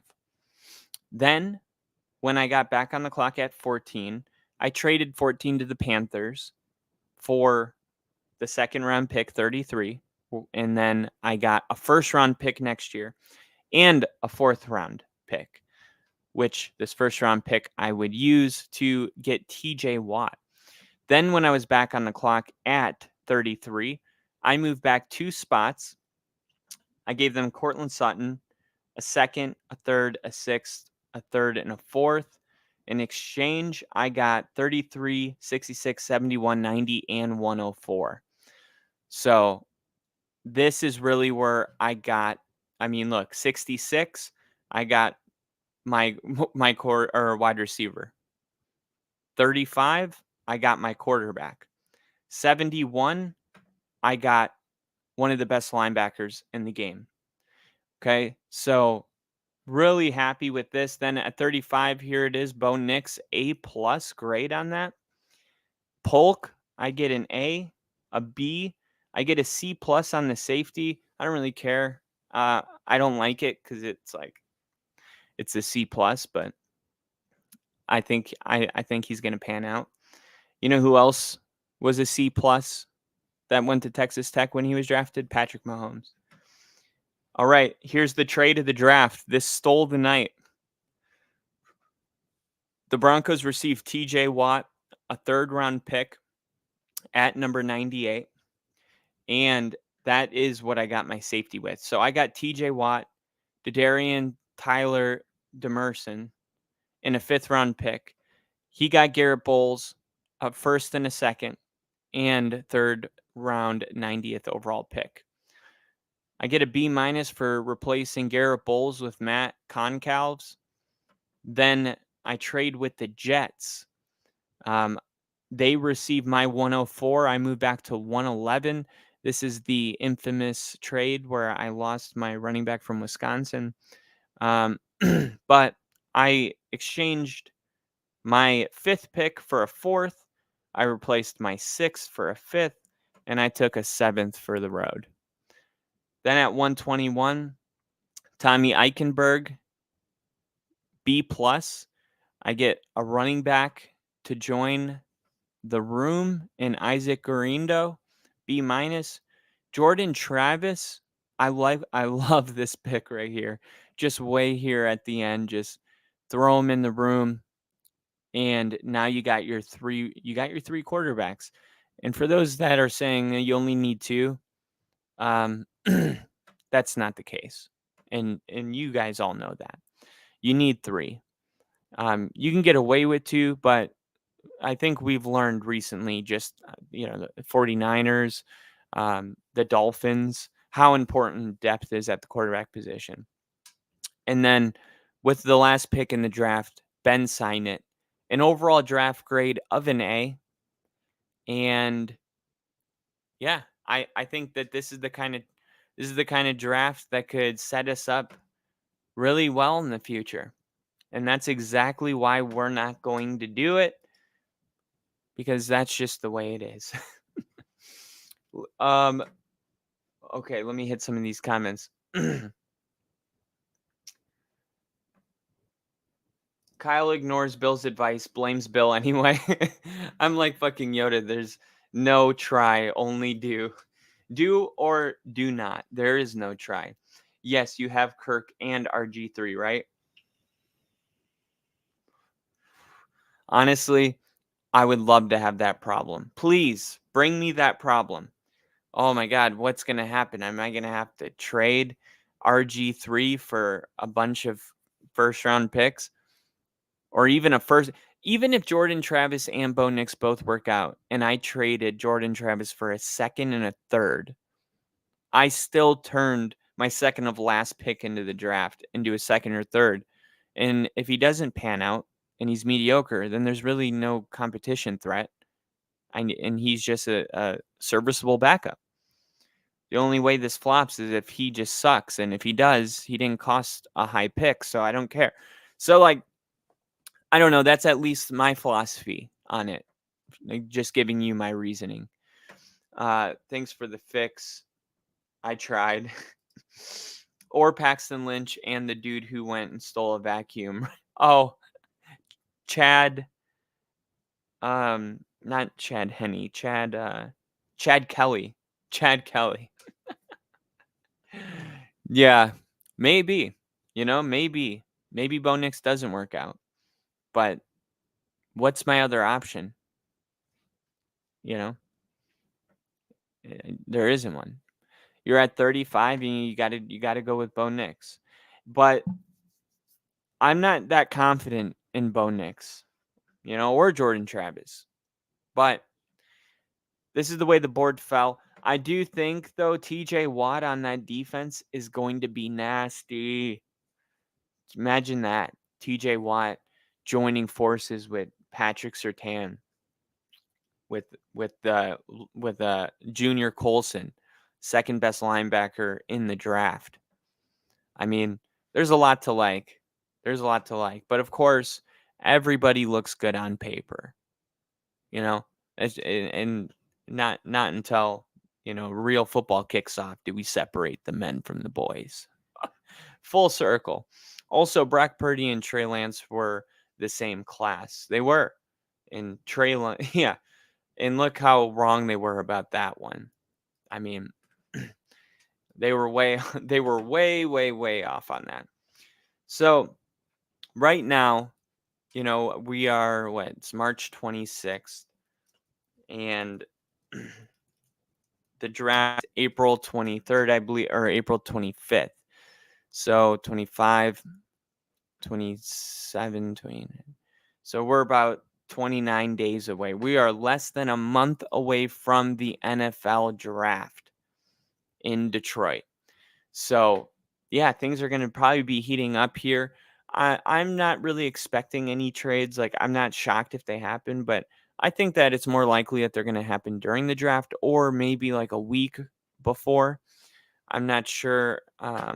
I just have no idea, to be honest, but I wouldn't be shocked if anything happens. But one thing's for sure is that a lot of things are going to potentially happen in the next couple of weeks. So definitely going to be looking out. Is it going to be Sean Payton that said it's realistic for Denver to move up? Is it going to be the Giants who said that he gave his team permission? Is it going to be the Vikings moving up? And what does Jim Harbaugh mean when he says J.J. McCarthy is the best Michigan quarterback ever? Did he just mean Tom Brady's time in Michigan versus J.J. McCarthy's time in Michigan and the reporters twisting it? Or is he telling us that Justin Herbert may be traded during the draft? That is what we talked about tonight. So if you enjoyed that, definitely hit the like button. It helps us out a lot. I appreciate everybody that came in here and hung out and watched me make terrible draft picks and screw up. Of course, the Chargers are trading Justin Herbert. Please. And of course, I always do my my chives. Of course, the chives are still going to be here. Chives aren't going anywhere. So I got a couple quick. I'm going to do some quick hits here. Okay, running back Damian Harrison announces he's retiring from the NFL after 5 years. He announced it on social media today. He was drafted by the Patriots in the 3rd round of the 2019 draft. He actually did really well with them in that first year. I remember he was really good on fantasy football. He said, for the past 20 years, I've been playing football. It's one of the greatest privileges of my life. But after suffering a neck injury, concussion, it required him to be placed on IR in 2023. And so he's dealt with injuries and he's deciding to walk away with potentially a lot left in the tank. The Niners are eager for a healthy Brock Purdy to get a full offseason of work as a QB1. Everything's about reputation. You learn it right away, but it's about going through it, Shanahan said while attending the annual league meeting. Brock's gone through a lot in 2 years in these games, so that's been great for him. But the way you get better is by doing it over and over in practice and just drilling it. It's all about getting those 10,000 reps. Totally agree with that. He spent it all last year knowing what he had to do, but he was just focusing on getting his arm healthy. Now he can go into this offseason with nothing but training on his mind and his footwork and training his arm, getting the reps. They're totally right about this, and I think this is something that we might have kind of not really thought about much. It's like we expect, of course, Brock Purdy, take a 3rd-year jump. Maybe it's not a huge one, but just increment. Wait, what? Let me see. How did you say increment? Incrementally? I forgot it. But get a little bit better every single year is what we expect. But maybe Brock Purdy is about to get a lot better. Maybe Brock Purdy is about to put himself in a situation where last year he had to worry about the rumors and if he was going to be the starter and if he was healthy. And then now he gets to go in, he tasted the Super Bowl. He knows that he can do it. He knows that he belongs. He might be due for a breakout season next year. And that's what makes the Brandon Ayuk story interesting. And we'll keep you updated with that as well. The Cleveland Browns signed Rodney McLeod. The Denver Broncos, Welsh rugby star Louis Rees-Zammit, one of the more high-profile international names in the International Player Pathway Program, is visiting the Broncos today. Louis Rees-Zammit. So this guy is a rugby star. And I love these stories about people that play rugby making it into the league. So I don't know like a bunch about him, but I know the Chiefs are also hosting him tomorrow. The Chiefs on their social media or their arrowheadpride.com said the Chiefs may dip into the International Player Pathway Program for the 2024 season. And he ran a 4.43 40-yard dash at the NFL's International Pro Day. He's 6'3", 209 pounds, and he's known for his tackling skills. So you got many teams interested in this guy. We'll keep you updated with that. Stetson Bennett is currently working out in Texas for the Rams, and the team's plan is for him to participate in off-season workings. General manager told them today. The Rams placed Stetson Bennett on the team's non-football injury list before the start of 2023. And the Giants signed Isaiah Hodgins. Those are the big news. Of course, Mike Williams' knee will not be ready for the start of training camp, but the team is hopeful for the regular season. So I know that we heard about the ACL injury the day after the Jets trade, or I might be thinking of somebody else. Williams is coming off a torn ACL. No, there was another receiver that got traded and then had a surgery immediately. I can't think of his name. But those are the signings and other news around the league for your March 25th NFL News Roundup. Thank you guys for watching this podcast. Thank you for hanging out. Please hit the like button on your way out. You can follow me on X at NFL with Kyle. You can follow my partner in crime, Rick, at And Now Rick. And you can pretty much get this podcast here on YouTube.